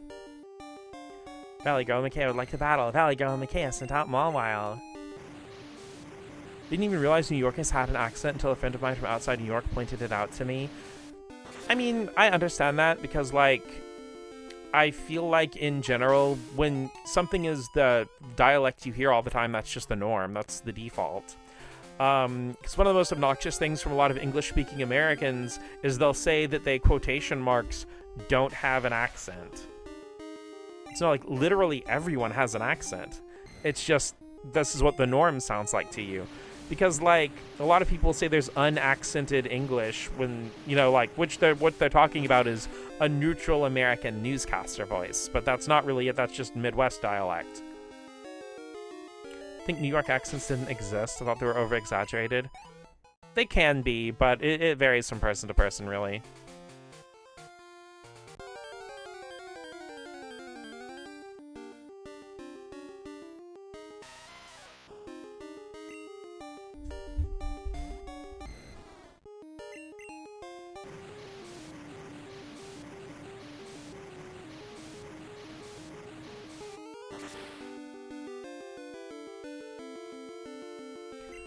Because over-the-top Brooklyn accent everybody knows from media and such absolutely exists.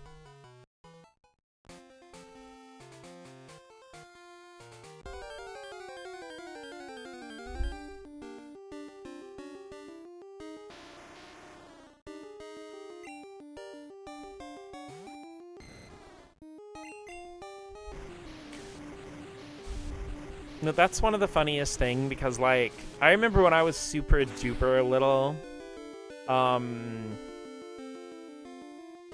like when Mom and I lived in New York before we moved to where I live now, I thought the same thing with the yeehaw down home southern drawl kind of thing. Like, I thought that was exaggerated, that it wasn't real. It's real. I still have trouble with it, even though I've lived down here for over half my life at this point. I still cannot understand what some people say. Used to do electrical work, and I worked in this guy's house once. Pretty sure he was former mafia. They just talked to me like some kind of Godfather. Someone out of The Godfather.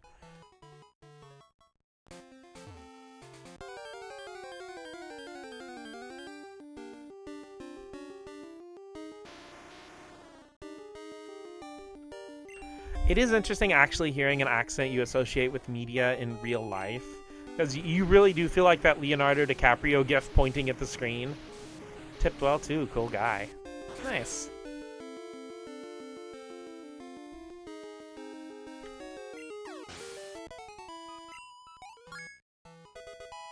Though I do feel a little bad.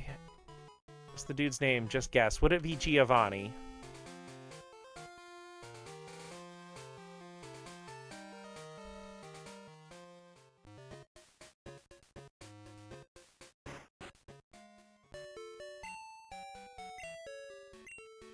Also, random me fact, I have never seen any of the Godfather movies, and I don't particularly have a desire to. Everything I know about it is been purely through cultural osmosis, references, and clips. Called his son Gio, so it might be his son's name. His name was Paulie. That was probably going to be my second or third guess. Honestly, I think Giovanni is a pretty cool name. In addition, I feel like it's underrated how perfect the name Giovanni is for Giovanni in Pokemon.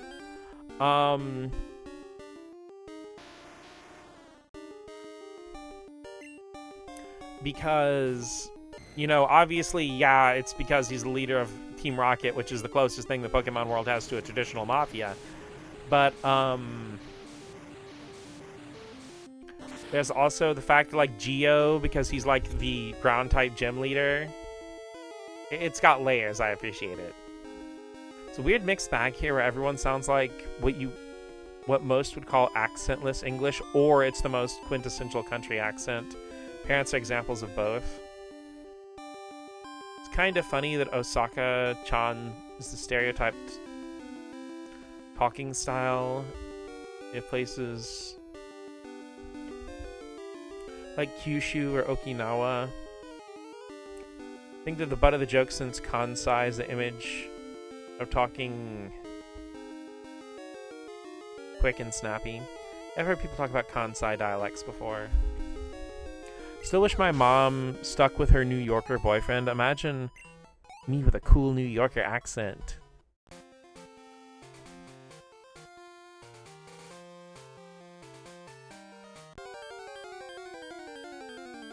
You're still cool, Guru.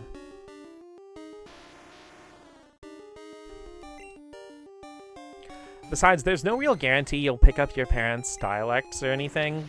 Because, like, my mom had, like, 3 or 4 different accents she would talk in, and I somehow picked up none of them, even though I was raised solely by her. I did pick up a lot of her mannerisms and the way that, like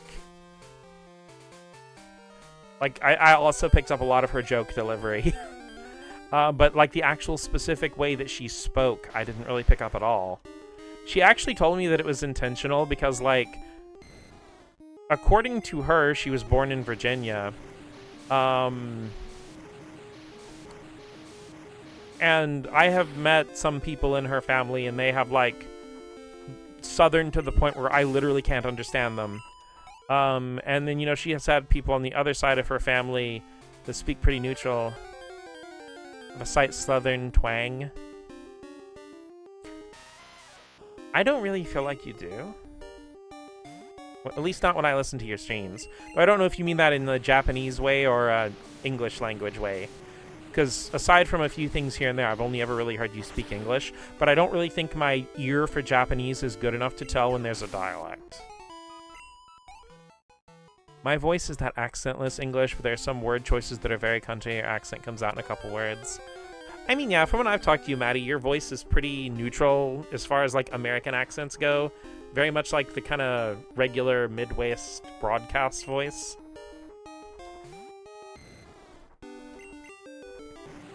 But I can hear the Southern in a couple little pronunciations, but it's never particularly noticeable.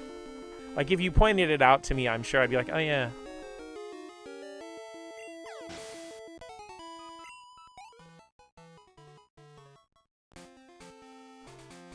But my mom actually did tell me that she wanted to raise me to be able to speak, like, clearly and precisely.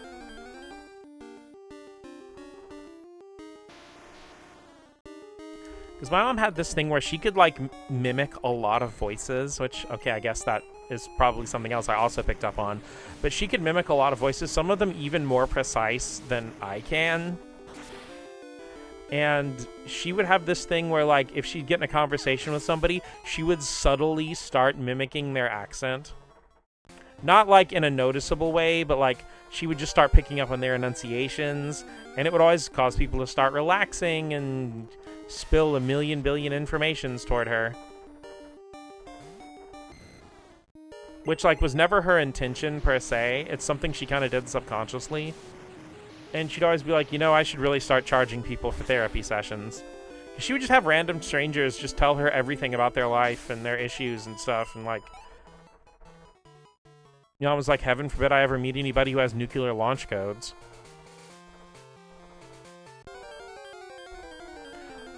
Missed a lot of that because Twitch forced me to restart and maybe watch ads. I'm sorry.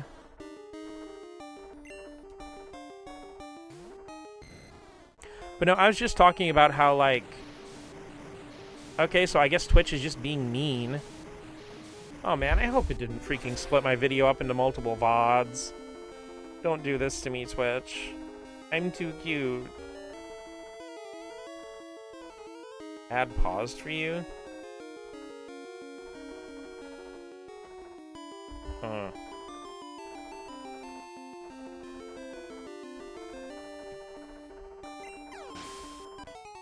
Well, I guess you guys should all sub to me so you don't have to watch ads anymore. Shit, it did cut my broadcast in the middle. God fucking damn it.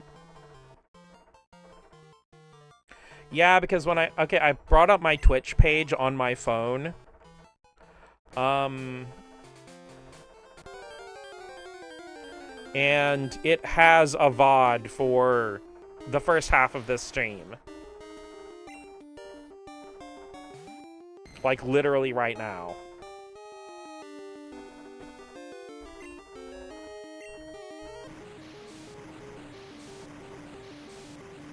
Oh, no, it still says I've been live for 2 hours. But it also has a VOD auto-posted on my freaking thing. So it just, like, randomly cut my stream after 2 hours and restarted it. That's really weird. That can't be a me issue because my internet hasn't had any problems at all. So that's got to be something on Twitch's end. Well, Rain, keep in mind, we're in the era of all these companies firing their programmers and getting AI to program, so we're going to be stuck with probably another year's worth of vibes-based coding before everything unfucks.